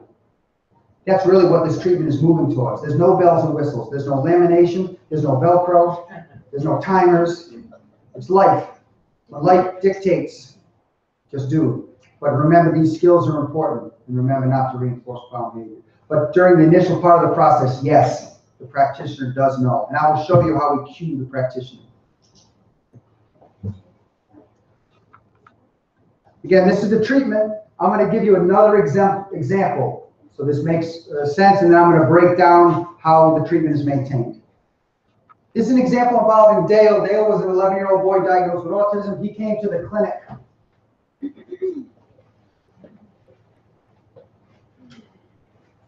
We met Dale through a videotape. Physicians, we're associated with pediatricians. They screen families and they refer families to us. They think our services would be appropriate. Sometimes the parents, to move up the waiting list, send us videos. And so the video of this young man, he was a big 11-year-old boy. He was handsome, but very sloppy. His nose was all crusty. They showed a video of him coming home from school. The shaky video, he comes in the house, he's got snot all over his nose. His shirt's untucked. He's got food stains on it. He has a backpack. It's all unzipped. Everything's falling out. He throws his backpack down. Throws his backpack down and pushes by his father, who's videotaping. His father says hello. The boy says nothing. Goes to the room. Father's videotaping. He sits in a big chair, big rocking chair. Gets his remote control. Puts a movie on. Rewinding the movie. Talking to himself a little bit. Then he starts saying, popcorn, popcorn, popcorn, popcorn, popcorn. Just says that the same rate for like 3 minutes. You see the father come back with popcorn. The father tries to engage his son several times. The son ignores him completely. The son does this. This meant massage his neck. His father came in, gave him a little shoulder neck rub. On the same video, the parents, the mom is in the video later, they both videotaped their fingers. They each had broken fingers, multiple ones on each hand. The fingers were like this. They were misshapen. The boy was a big 11-year-old. Can I attack you, Neil? Thank you. Defend yourself properly. He would attack, grab hands, and twist up, and do one of those. That's how he used to break his parents' hands. His parents did what he asked them to do. His parents complied the first time because they learned when they didn't and he was getting bigger that he would hurt them. He was on a list to go to residential care, but he's on a waiting list. So they contacted us before he went to residential care. The backstory, he was supposedly a typically developing boy. At around 2 to 2.5, he started losing his skills and engaging in what you and I would recognize as autism. Spinning, no eye contact, not playing typically, lost his language. Took him 2 years to find services in Western Massachusetts. There's not a lot of services. Eastern Mass, a lot of services. Western Mass, not so much. 2 years. So now he's 4.5 years old. At about 5, the treatment team taught him some skills. What's the first thing you think the treatment team taught this young boy who lost his play skills and his language skills? First thing they taught him. Mands. Thank you. Requests. And he actually engaged in vocal mands. And what were the parents taught to do when he engaged in mands? Honor them quickly, immediately, each and every time to the extent that you can. And so they did that. And they were very happy that his mands had returned. So they honored everything, but socially, emotionally, he's not a 5-year-old. He's more like a 2-year-old. So he starts making unreasonable mands. So the parents start not reinforcing some of them. What happens? He would have an emotional response to that denial. And that emotional response was paired with self-injury, headbanging, aggression. And so they would engage in some behavior, as James said, to turn that behavior off. And over time, he got bigger. And the parents learned that when he manded, reinforce the mand. Are you with me? These are very good parents. There's nothing wrong with these people. Smart, effective people, surviving. Okay, and this is a very common story. This story is not unique. So that's Dale. The analysis looked like this. We call it a rolling chair analysis. It's a chair on wheels. We have 2 tables. At this table is the drudgery of life. Tissues, clothing to change into, basketball, football. He hated sports. His father was a gym teacher, physical education teacher. So sports equipment, hygiene, and academics. At this table, all his reinforcers: popcorn, movie player, video player, stack of DVDs at the time. When he was at this table too, any of his mands would be reinforced. So man compliance is part of the reinforcement. In the control condition, what does he do? He stays here the whole time and the analyst is just available to him. That's it. No problem behavior. In the test, she takes the wheelie chair and says, okay, no more of this, we've got to get some work done. We attempts to wheel him over. He engages in any problem behavior. He would threaten, I know. She said, okay, Dale, no problem. We can do it your way. Turn the behavior off, provide reinforcement for 30 seconds, play that game. That yields that behavior, baseline. That's the analysis. Now we're going to go into communication. His simple communication response was to simply say, when we moved him, my way, please. As soon as he said, my way, please, we went back. There's a little bit of problem behavior remaining because during reinforcement, he sometimes made unreasonable demands. He would ask to go to Walmart to buy a movie in a 5-minute session. Couldn't do that. He wanted to watch his movie in the lecture hall with a 20 by 40 foot screen. But there was a professor teaching physics in that room, so he could not do that. So sometimes we had to say no before we taught him tolerance. We see a little variability. But nevertheless, he learned to say my way, please, almost to the exclusion of problem behavior. We then taught him a more complex response. This is very typical of language-able kids in our clinic. It goes like this. Excuse me. Yes, Dale. May I have my way, please? Of course. That's that. That comes up. Problem behavior is going down. We do a baseline reversal. This is early on. We don't do reversals anymore. If you care a lot about functional control, this is actually a changing criterion design, where the topographies emerge when and only when the contingency is placed on them. So we don't need reversals. We don't use them anymore, which I like. But you can see when we reversed, the thin bar means he's not compliant. The thick bar means he's compliant. He was compliant once and then never did anything we asked him to do, despite the fact that he's communicating. So we got a lot of work to do, is what I'm saying. So now what we do is we teach him a tolerance response. His tolerance response was to say, okay, or no problem. This is a big deal. He doesn't have a lot of history being disappointed. No one says no to Dale, okay? So we need to expose him to this. But we expose him to it so he has to engage in a very simple response to get right back to the table. When we do that, he acquires the tolerance response. Problem behavior, he initially had a little spike, then it goes down to near zero. Then what we're going to do is chaining. Let me describe this process more deliberately. First, we ask Dale to do things that are developmentally easy. Walk over here, stand up, sit down, clap your hands, easy. Then eventually we get to read this paragraph, answer the question, sound out words, solve this math, wash your hand, do this chore, throw or kick the ball. Over time, as the bars get darker, it means we're moving down this list. We start with qualitatively easy, we escalate to qualitatively hard, and then we extend how long he has to do this stuff. You can see those gray bars up top. That shows the time he's in reinforcement. Here, his way, it's going down. Our goal is to get it down to between 33 and 25%, meaning most of the time you're doing what your parents need you to do. A third of the time, 25% of the time, you do what you want to do. As this process unfolds, you can see problem behavior is now going down near zero. He's still communicating and he's still tolerating. Now this looks like it's on a downward trend. It is indeed, but it's maintaining at the rate it's supposed to be at. Okay. Yes, ma'am. Sorry.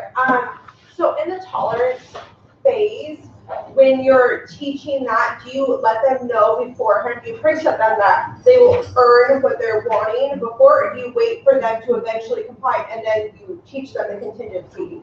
Thank you. The question, if I can rephrase it, I'm not sure I can phrase perfectly. The question is, do you tell the child before what's going to be reinforced and how much they need to do to earn reinforcement? Do we give one of those if-then? If you do this much work, then the reinforcement will be provided. Yes? Yes. Okay, thank you. No. Never. And I'm very, very serious. We never use if-then statements. We hold our hand private. I'm not going to tell you what's expected of you because, and here's why I'm doing this. It's not because I'm mean. It's because I'm preparing kids for the ambiguity of real life. So, if I may expand. Yes, please. What if you have a child that does not eventually comply or tolerate? Sure. What if you have a child who does not comply? We try to avoid that. This is not an errorless process, but it attempts to be so.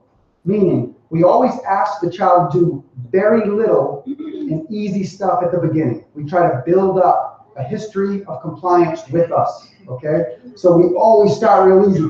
As we progress, we go pretty slowly. So you'll see most of this process is not functional communication. It's not tolerance development, it's chaining. And that's because it takes time to go slow, because I don't want to be addressing a lot of non-compliance. I'm trying to get beautiful chains of behavior slowly. So that's the main way we deal with it, is through the slow progression of the expectation. However, if our expectation is that we know he has to throw the ball back and forth 7 times. We know it, he doesn't know it. We say, no, you can't play ball. He throws it back and forth 5 times, then says, I'm not playing anymore. We go get the ball, probably have another ball. We start playing ball. Until it's 7 times, there's no reinforcement. What is that called? In other words, it's called extinction. That might induce problem behavior. Sometimes it does. You'll notice there's a little bit of rocky road there with Dale. There's problem behavior there. This does rely on extinction. And that's precisely why we need to be progressive. We can't be hasty. I mentioned earlier speed and safety. My assessment process is both fast and safe. My treatment process is only one of those. Barely. It's safe. Usually very safe. It's not fast. I put in all our publications lately, I put sessions, which is customary. I also put number of visits, and I put calendar date time. So you can see exactly how the process unfolds. Please know that most of the process is spent in chaining. And that's because I'm deliberately going slow. I want the child to be successful under these ambiguous conditions. Thank you. Thank you. The next bit of the process involves treatment extension. Here, the parents are implementing the treatment in the clinic, and then we go to their home, and then we extend the session time out to an hour. At the end, these are all sessions implemented by parents in their home for an hour. Let's look at what it looks like at the very end. We have videos, 5 videos. We're trying to get parental consent. Most parents don't like to consent to have their kids on our website. I respect that. So please know, you might say, why don't you have more videos? It is because parents do not like, especially on the internet, their kids to be out there misbehaving and then behaving admirably. It's still a problem. Nevertheless, they send us videos as our follow-up date. It looks like this. He comes home from school. He's the same child. He's sloppy. His shirt's untucked. His bag's all. He comes in. His dad says, go get cleaned up. Put on your gym clothes. We're going to go shoot some hoops. She gives him 3 big instructions. Excuse me, Dad. Yes, Dale. May I have my way, please, first? Sometimes Dad says what? Yes? Sometimes Dad, most of the time, though, Dad says, no, let's go. Go do it. He walks like this. I know the treatment's working when I get what I call the O face. So he asks, his dad denies him, and the video camera, he's doing this. He'll go up the stairs, he'll come down. This is it now? Are you going to reinforce now? Sometimes he goes up the stairs, the dad hears the faucet running, he yells up, hey buddy, you're so good at handling disappointment, you can have your way now. Right? Surprises him with a little reinforcement for a short chain of behavior. Sometimes, though, the dad requires him to get dressed. He has to wear the most awkward satin basketball outfit. Do you know Boston Celtics?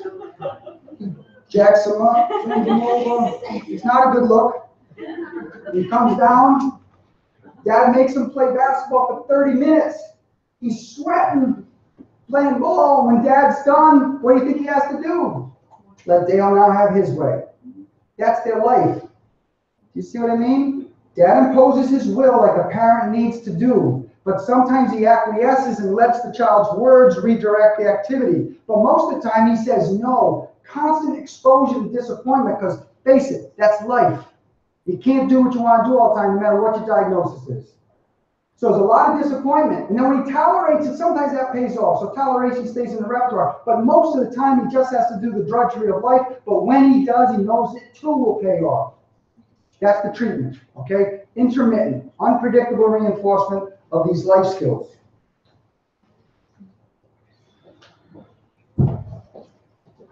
I've introduced you to Zeke, Gail, the little Latina girl, and Dale.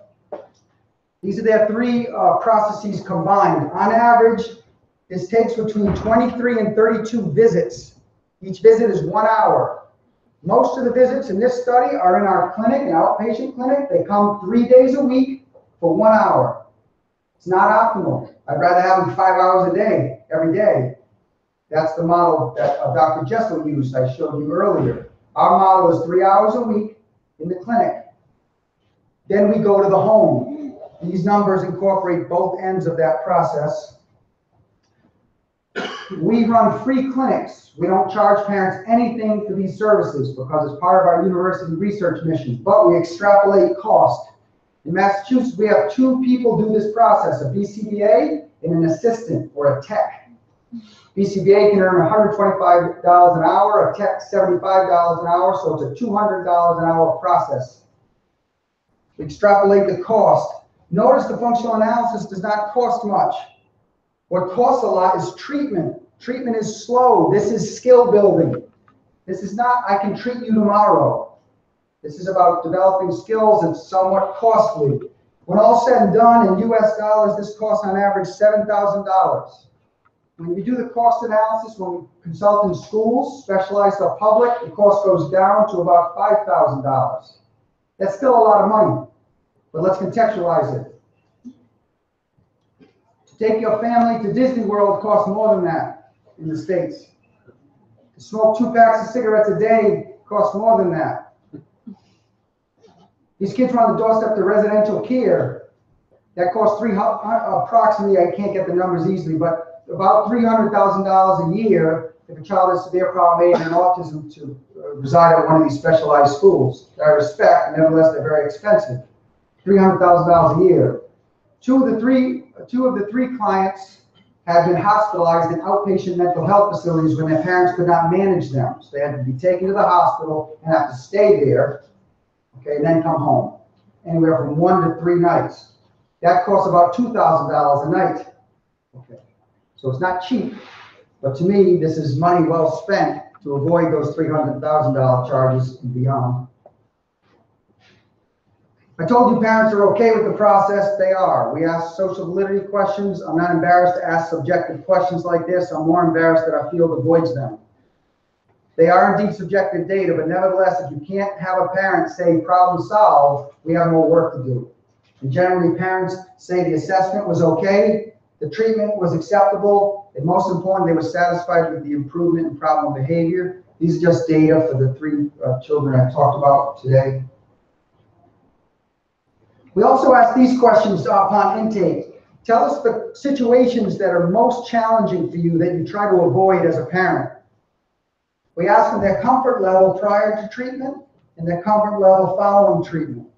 We try to keep our relationship with families going unless, so this is a 6 or a 7. We don't want parents walking on eggshells around their children. We want them to be able to parent, put in whatever challenging situation they need to. This is some open-ended feedback. I'll just show you this. This was a child that was in the initial study. His name was Bob in that study. Bob's parents described that they didn't take him anywhere for 2 years other than to the doctor or to school. He had broken kids' noses with headbutts. When kids would annoy him, interrupt us, he was into math. If he was doing his iPad and someone talking to him, he was doing math, he'd get very upset. Anyways, after the process, they went to the science museums. They went to the beach. These are not places they would normally bring this boy. These are the outcomes my research and practice group is looking for. It's not eliminating problem behavior. It's not even developing skills. It's going to the beach. It's going to the science museum. It's about qualitative outcomes. So this is what we're striving for. We don't achieve it all the time, but sometimes we do. And when we do, it's when we synthesize those contingencies and use these skill-based treatments. I showed you those data, so I'm going to review. Okay. I'm going to review the treatment, and then I'm going to arrive at how simple it is to maintain. You all know it's function-based. There's no arbitrary reinforcers here. There's no Cheetos, Fritos, M&Ms. What's that beautiful stuff that my daughter and I shared last night? Kinder, the white stuff. That's great. There's no, you know what I'm talking about? What's that chocolate? Kinder? Is that the name? So good. Don't have that in the States. But no chocolates. Qualitatively rich reinforcement contingencies such as these. They're not easy to compartmentalize. It's not attention or escape or stuff. It's this, the stuff of life. It's differential. These behaviors do not produce the reinforcer. These behaviors produce the reinforcer. Communicating, tolerating, and complying. And I draw it out this way in this schematic because I want you to realize when a child complies, we're strengthening these behaviors because they're part of a chain. Now, if all we did was this, they would grow weak and eventually extinguish, and problem behavior would resurge. But because we sometimes provide the reinforcer following each, the repertoire maintains. So reinforcement thus is intermittent. As you alluded to, we sometimes expect a lot of work, sometimes but a little bit. In other words, we always keep the shorties in there. Sometimes the child is expecting to do 30 minutes of geography and the teacher says, hey, nice job starting your geography. Go play. Okay, so the shorties are always there. In other words, we keep hope alive. Hope that the drudgery will end at any damn minute. Okay, that's part of the process. And for most kids, this is a more serious stuff. For most kids, the drudgery, for most kids, we're starting to explore this now, the drudgery turns into reinforcers.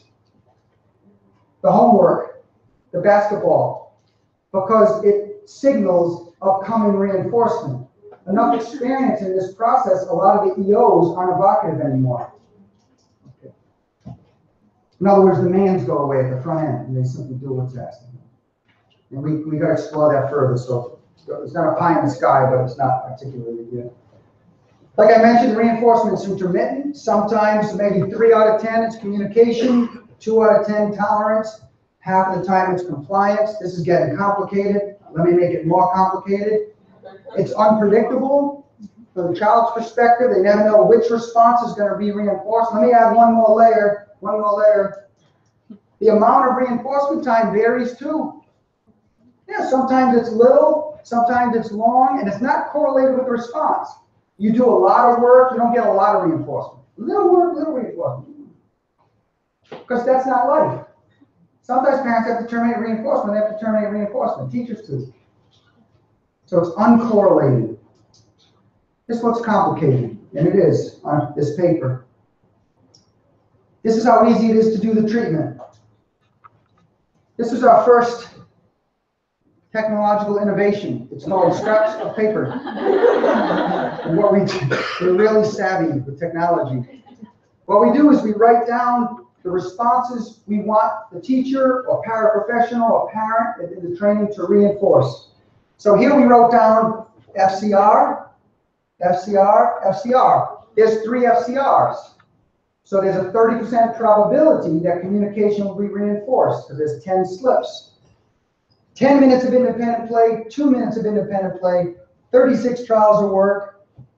This is probably 16, 20 trials of work, 2 trials of work. When the child's on reinforcement, the parent or teacher would take out the slip, they'd look at it, 2 trials. Reinforcement would end, the child would say, excuse me, ma'am, my way, please. No, we need you to do your work. Match.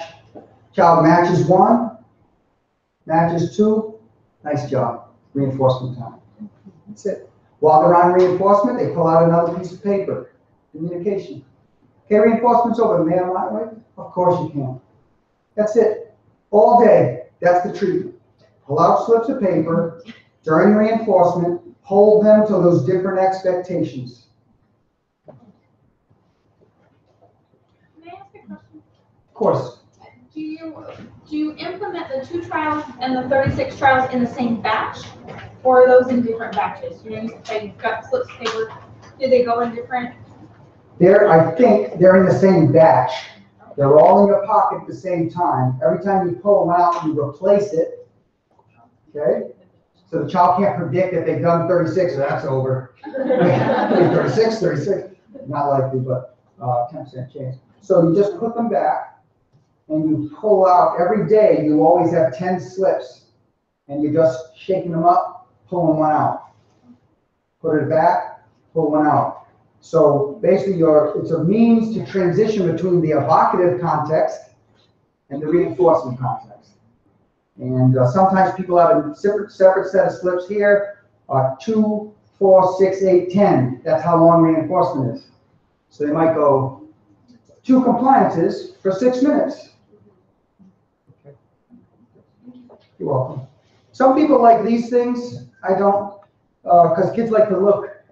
I don't want the child to know where it lands, but we've done that before. You don't need any of this stuff. You save your money, save your animals. Buy some nice bottle of wine instead of giving it to an office supply shop. There's 2 programs out there we use. One's called Names in a Hat. Another one's called Roundum. These are apps available on any smartphone. They take about a minute to program. You put in the skills you want. You shake up the phone, spins, and then the response comes up that you're going to reinforce. So we use this with the paraprofessionals a lot. So they just keep their little smartphone while the kids are on reinforcement. They shake, tells them what response to reinforce, and we program the probabilities. In general, it's 3 out of 10 is communication, 2 out of 10 is toleration, 5 out of 10 is compliance, various amounts of compliance. There's no magic there. That's made up. What I ask is that you always reinforce communication some of the time. That's what we know. I don't know the exact details. Reinforce toleration some of the time. I don't know the exact details. And make sure compliance, you've got some shorties in there. I do know those details that if you always, when you don't reinforce toleration, there's always a long journey of drudgery ahead of them. You will see resurgence of problem behavior. So you have to have short compliances in there. Keep the hope alive.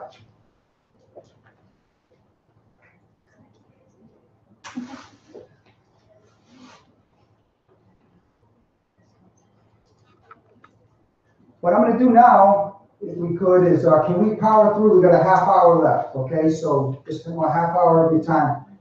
I'm going to talk about emphases and functional communication training. I'm going to talk about emphases and delayed denial tolerance training. These are things that we generally keep in place always because we've done comparative studies showing it yielded some sort of advantage. I'm not going to go over all the comparative studies because you would not want me to do that, but I will alert you to them if you'd like to know, and there's some references at the end of the talk. Number 1, we always start with a simple, novel, and omnibus mandate. Simple. Make sure they can emit it with ease. It doesn't require a lot of training so that it quickly replaces problem behavior. Omnibus. It means it yields all the reinforcers at the same time. Do not worry about the fact that you may have taken someone who had beautiful language and gave them a general response. You will eventually be able to build back the differentiated language system. Just eliminate the problem behavior with the generalized omnibus mandate. Third, novel. This is going to take a minute. There's a great study by a guy named Mark Derby, who was out of Iowa at the time. We'll describe it quickly. He had a girl with severe self-injury. She also had tuberous sclerosis. She was very medically fragile. And she had a severe self-injury. She also had cute, we call them pro-social responses. She would look and wink and grab and get close to people. She had no other means of communicating, no signs, no language, or vocal language. In baseline, he reinforced self-injury with attention. It was high. Pro-socials are fairly low. Then what he did was he only reinforced the pro-social responses, the cute responses, no longer reinforced SIB. What happened was the pro-social responses elevated, but the SIB stayed very high. Then he reinforced a novel man. This was handing a picture card that then yielded attention. When he taught the novel man and put the other behaviors on extinction, the novel man went up. The other behaviors, including SIB, went down near 0. He then went back. He reinforced SIB only. He reinforced pro-social only. Pro-social and SIB persisted. Then he reinforced novel only. Novel only persisted. What he's teaching us is this, that when you choose an existing response for your communication response that has a history of being reinforced in the same context as the problem behavior, it's hard to break that response class apart. They're both maintained by the same reinforcer. By reinforcing the pro-socials, You'll bring it along for the ride, the SIB. By introducing a novel response that has no history with the self-injury, you get differential reinforcement working better. I always use a novel response. No kid in their right mind goes around saying my way, signing this. Those are novel. They're generalized and they're easy. I always start there. Number 2, I always increase the interactional nature of the man because, again, we need to teach kids to obtain a listener before they mand. Number 2, we have some data showing these have better generality. We emulated a study done by Mark Durand in the early 90s. We put kids in rooms after complex FCT with novel listeners, people that never met the child, didn't know anything about their treatment history. And they were more likely to reinforce properly when they had the complex man than when they had but the simple man. So we like the complex man. Number 3, we shape. As behavior analysts, you guys like to prompt. Me too. Everything's prompted. A lot of times the prompt is overly controlling. Shape. Expect a little bit of behavior, then ask for a little bit more. Then maybe add a social nicety next week. Shape. Use differential consequences to be your guide, your tool, less over-prompting, because sometimes you can't get rid of that prompt very easily. At least in our experience, that's the case. This is a little counterintuitive. This is hard for me to even say, but our study bears it out. This is a study by Robin Landa, L-A-N-D-A, that should come out in Java next year. So if you don't believe it, take a look out for this. I didn't believe it either. But basically, when we prompt communication, we put the establishing operation in place. We move the toys, present the work. Terribly important that right then you prompt. Don't put in a delay, because in the delay, they'll engage in too much problem behavior. So as soon as you go to take that iPad away, you say my way. Okay? As soon as you go to do it, don't wait. Take it away, give the expected look, because they'll probably engage in problem behavior. As soon as you present the establishing operation in the beginning, prompt. Then, if problem behavior were to occur, I want you to still prompt them to use the communication response. That's the counterintuitive part. I always worried about that because of chaining, right? Because if they hit, you say my way, and they say my way, and you reinforce, you just reinforced my way and SIB. That's a crappy chain of behavior. However, let's say you don't prompt and reinforce. What do? Well, what we used to do is put in a little timeout period. 10-second, no response will work. But what happened is kids with severe problem behavior will fill that timeout period with severe problem behavior. Sometimes to the point that we had to, do the restraints and all that kind of stuff. You see what I'm saying? So we tried this comparative analysis with multiple participants, and we found that as long as you prompt immediately, you're going to get that response off the ground. And the few times problem behavior occurs, if you try to be tough and do timeout or something, you're likely to get an unsafe situation. I would rather you prompted the response, reinforced it. As long as you have this in place, it seems to be a protective factor from that crappy chain building I had just mentioned. That's a little complicated. I hope that resonated to some extent. There'll be a question and answer period, so you can go over that. I was just wondering if you could provide us the name of that study, the article, sorry, that is going to be coming out. Yes, I can give you the name Robin Landa, L-A-N-D-A. I'll be a co-author on it. I don't know the title because in the editorial process they usually change them. Remember I told you how bad I am at titles. I came up with this stuff. But anyways, it'll have functional communication and prompting will be in the title. So those are good keywords. Thank you. You bet. And then finally, I want you to consider differentiating the generalized man. What I mean, I'm going to use this graph in the background. Feel free to ignore it if you'd like it. This graph describes a long process with the learner who had no vocal language and not much manning repertoire. Started like this. Excuse me. He would engage in attention-seeking response. Then the my way, like this. That was it. Then what the teacher taught him to do was after you get attention, I want you to request specifically, all done. When he would do this, she would take the work away, but not present any toys or attention. And she would prompt this response. I don't know why, but it was this. That meant, give me my stuff. She'd dump out all the stuff, but she wouldn't play with him until he did this. Play.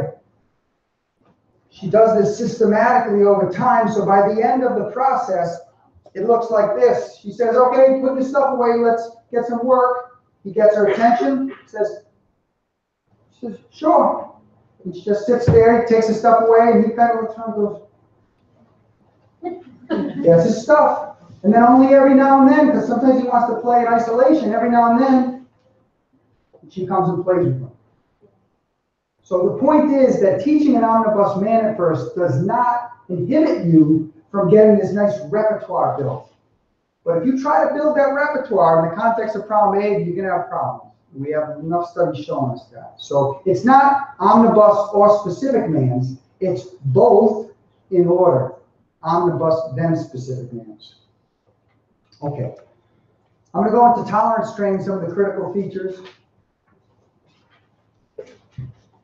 You are tired, I know you are, so I'm going to do a role play. I got to stand here and do a role play, though. Okay. No? Hey, you're fine. No? You want? No, thank you. No, thank you. Yes, ma'am. Thank you. I'm going to show you how I used to teach kids to wait, how I used to teach kids to tolerate delays. I want you to take notes on all the bad things I do. And I'm going to show you how I do it properly. Hi, what's your name? Mercedes. Mercedes, nice to meet you. Thanks for joining me. Come on over here. Mercedes is a young lady that the team has decided needs to learn to wait more effectively. Let's say where water is a main reinforcer. How sad would that be? Let's say, and this is a fresh bottle, so this can be your bottle. And this is a fresh glass, okay? And so I'm going to do my weighting program how I did it historically.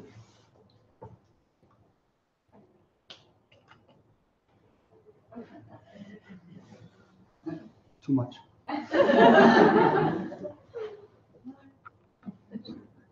Okay. Got my timer.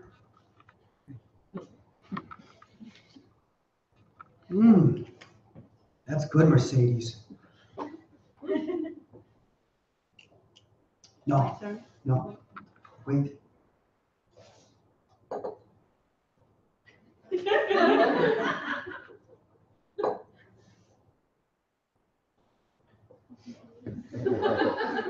Almost. Ding, ding, ding, ding. Good waiting. Yeah. Oh, you like water? Okay. Oh, wait a minute, I gotta take my data. I'm gonna ignore you. I'm taking my data. Okay. Trial 2. Too much.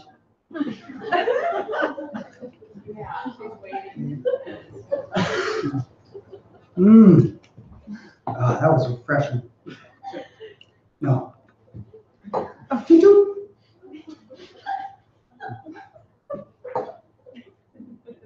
Waiting.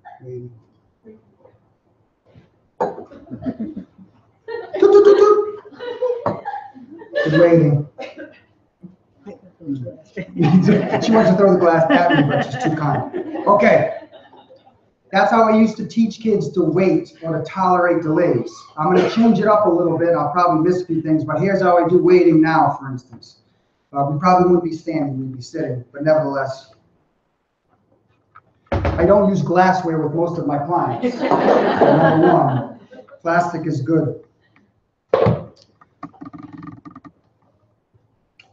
Sure. You can drink some, it's okay. Good. Thank you.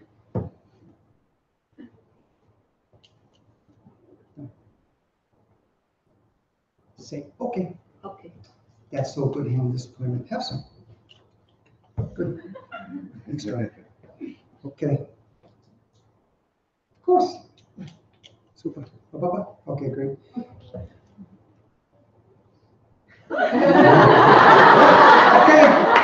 Okay, go play.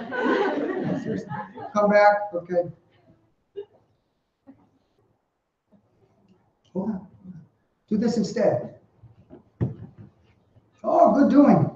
Here you go. Okay. Now that's not exactly what I do, but I hope you detected some differences. So now let's articulate the differences. Let's hear from Mercedes.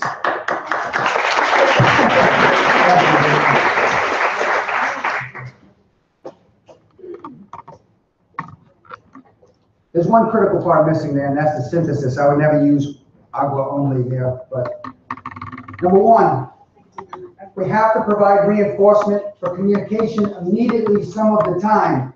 I used to do waiting programs where kids would ask me for cookies, and every time they asked, I'd say no, 10 trials in a row, no. Well, then eventually that response goes away and problem behavior resurges. So we're going to reinforce communication immediately some of the time so that skill persists. Number two, I'm going to teach an explicit response to disappointment. When I say no, wait, later, I want the child to do something specific so that I can reinforce that. It's like a replacement behavior for the emotional response to disappointment. It's like FCT replaces problem behavior, that's the operant. The tolerance response replaces that emotional response that then turns into an operant in the context of disappointment. Okay. Number three, I'm going to progressively increase the amount of behavior required. With Mercedes and I, you did not see that. But sometimes I'm going to ask her to do something contextually relevant, depending on what our context is. No, go play with those other toys if we're in a preschool, in a little free play environment. And sometimes she's going to have to play for a little bit of time, sometimes a lot of bit of time.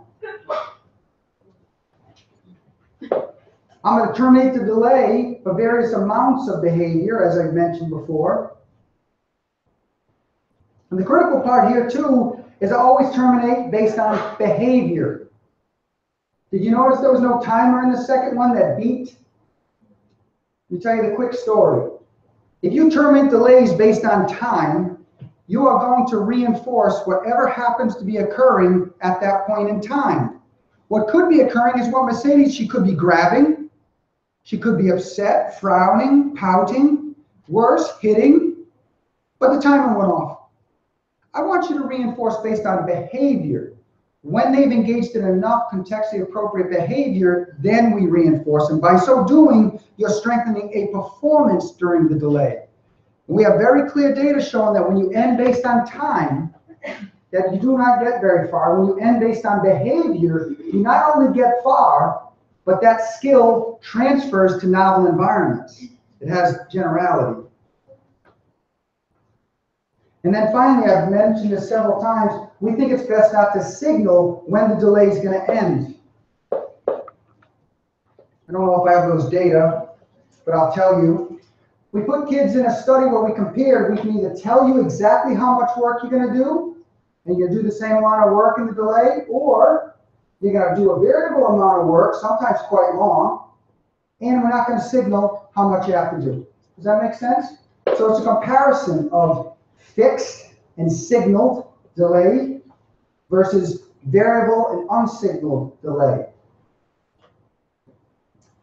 We compare them within the same person, and we find that the unsignaled variable delay yield a slightly better outcome with respect to problem behavior and how much work they did. But more important, we correlate those two contexts with colors, red and green. And we give kids a chance to come outside the room and press a button. If you press the green button, you go in for fixed and signaled. If you press the red button, you go in for variable and unsignaled. It's called a concurrent chains analysis. We use them a lot. We're basically trying to ask, what do you prefer? You, the child who can't speak, tell us your bias about how we could engineer your world. Okay, this is like a preference analysis for treatment. Every kid we've asked this to, so far it's 4 children, they always press this switch. They want to enter the context that is variable and unpredictable. No child has ever said, I want to know in advance, and I want to always do 9 trials, thank you. Do you see what I'm saying? So it's not just efficacy that drives my commitments here. I ask a lot of questions about preference. I don't do non-contingent reinforcement because no kid has ever said they like that over contingent reinforcement. For instance, this is more complicated, but kids are teaching us they prefer unsignaled and variable to fixed and signaled. And that's why I ask that you consider not signaling how much behavior is required, and you terminate delays for various amounts of behavior. I'm just going to show you one more data set. This drives home the point about time-based versus performance-based. When there's no delay, there's no problem behavior. This is time-based progressive delay. When we are basing the delay ends based on time, we see problem behavior resurging as the delay gets longer. When the delay ends based on performance, problem behavior stays low.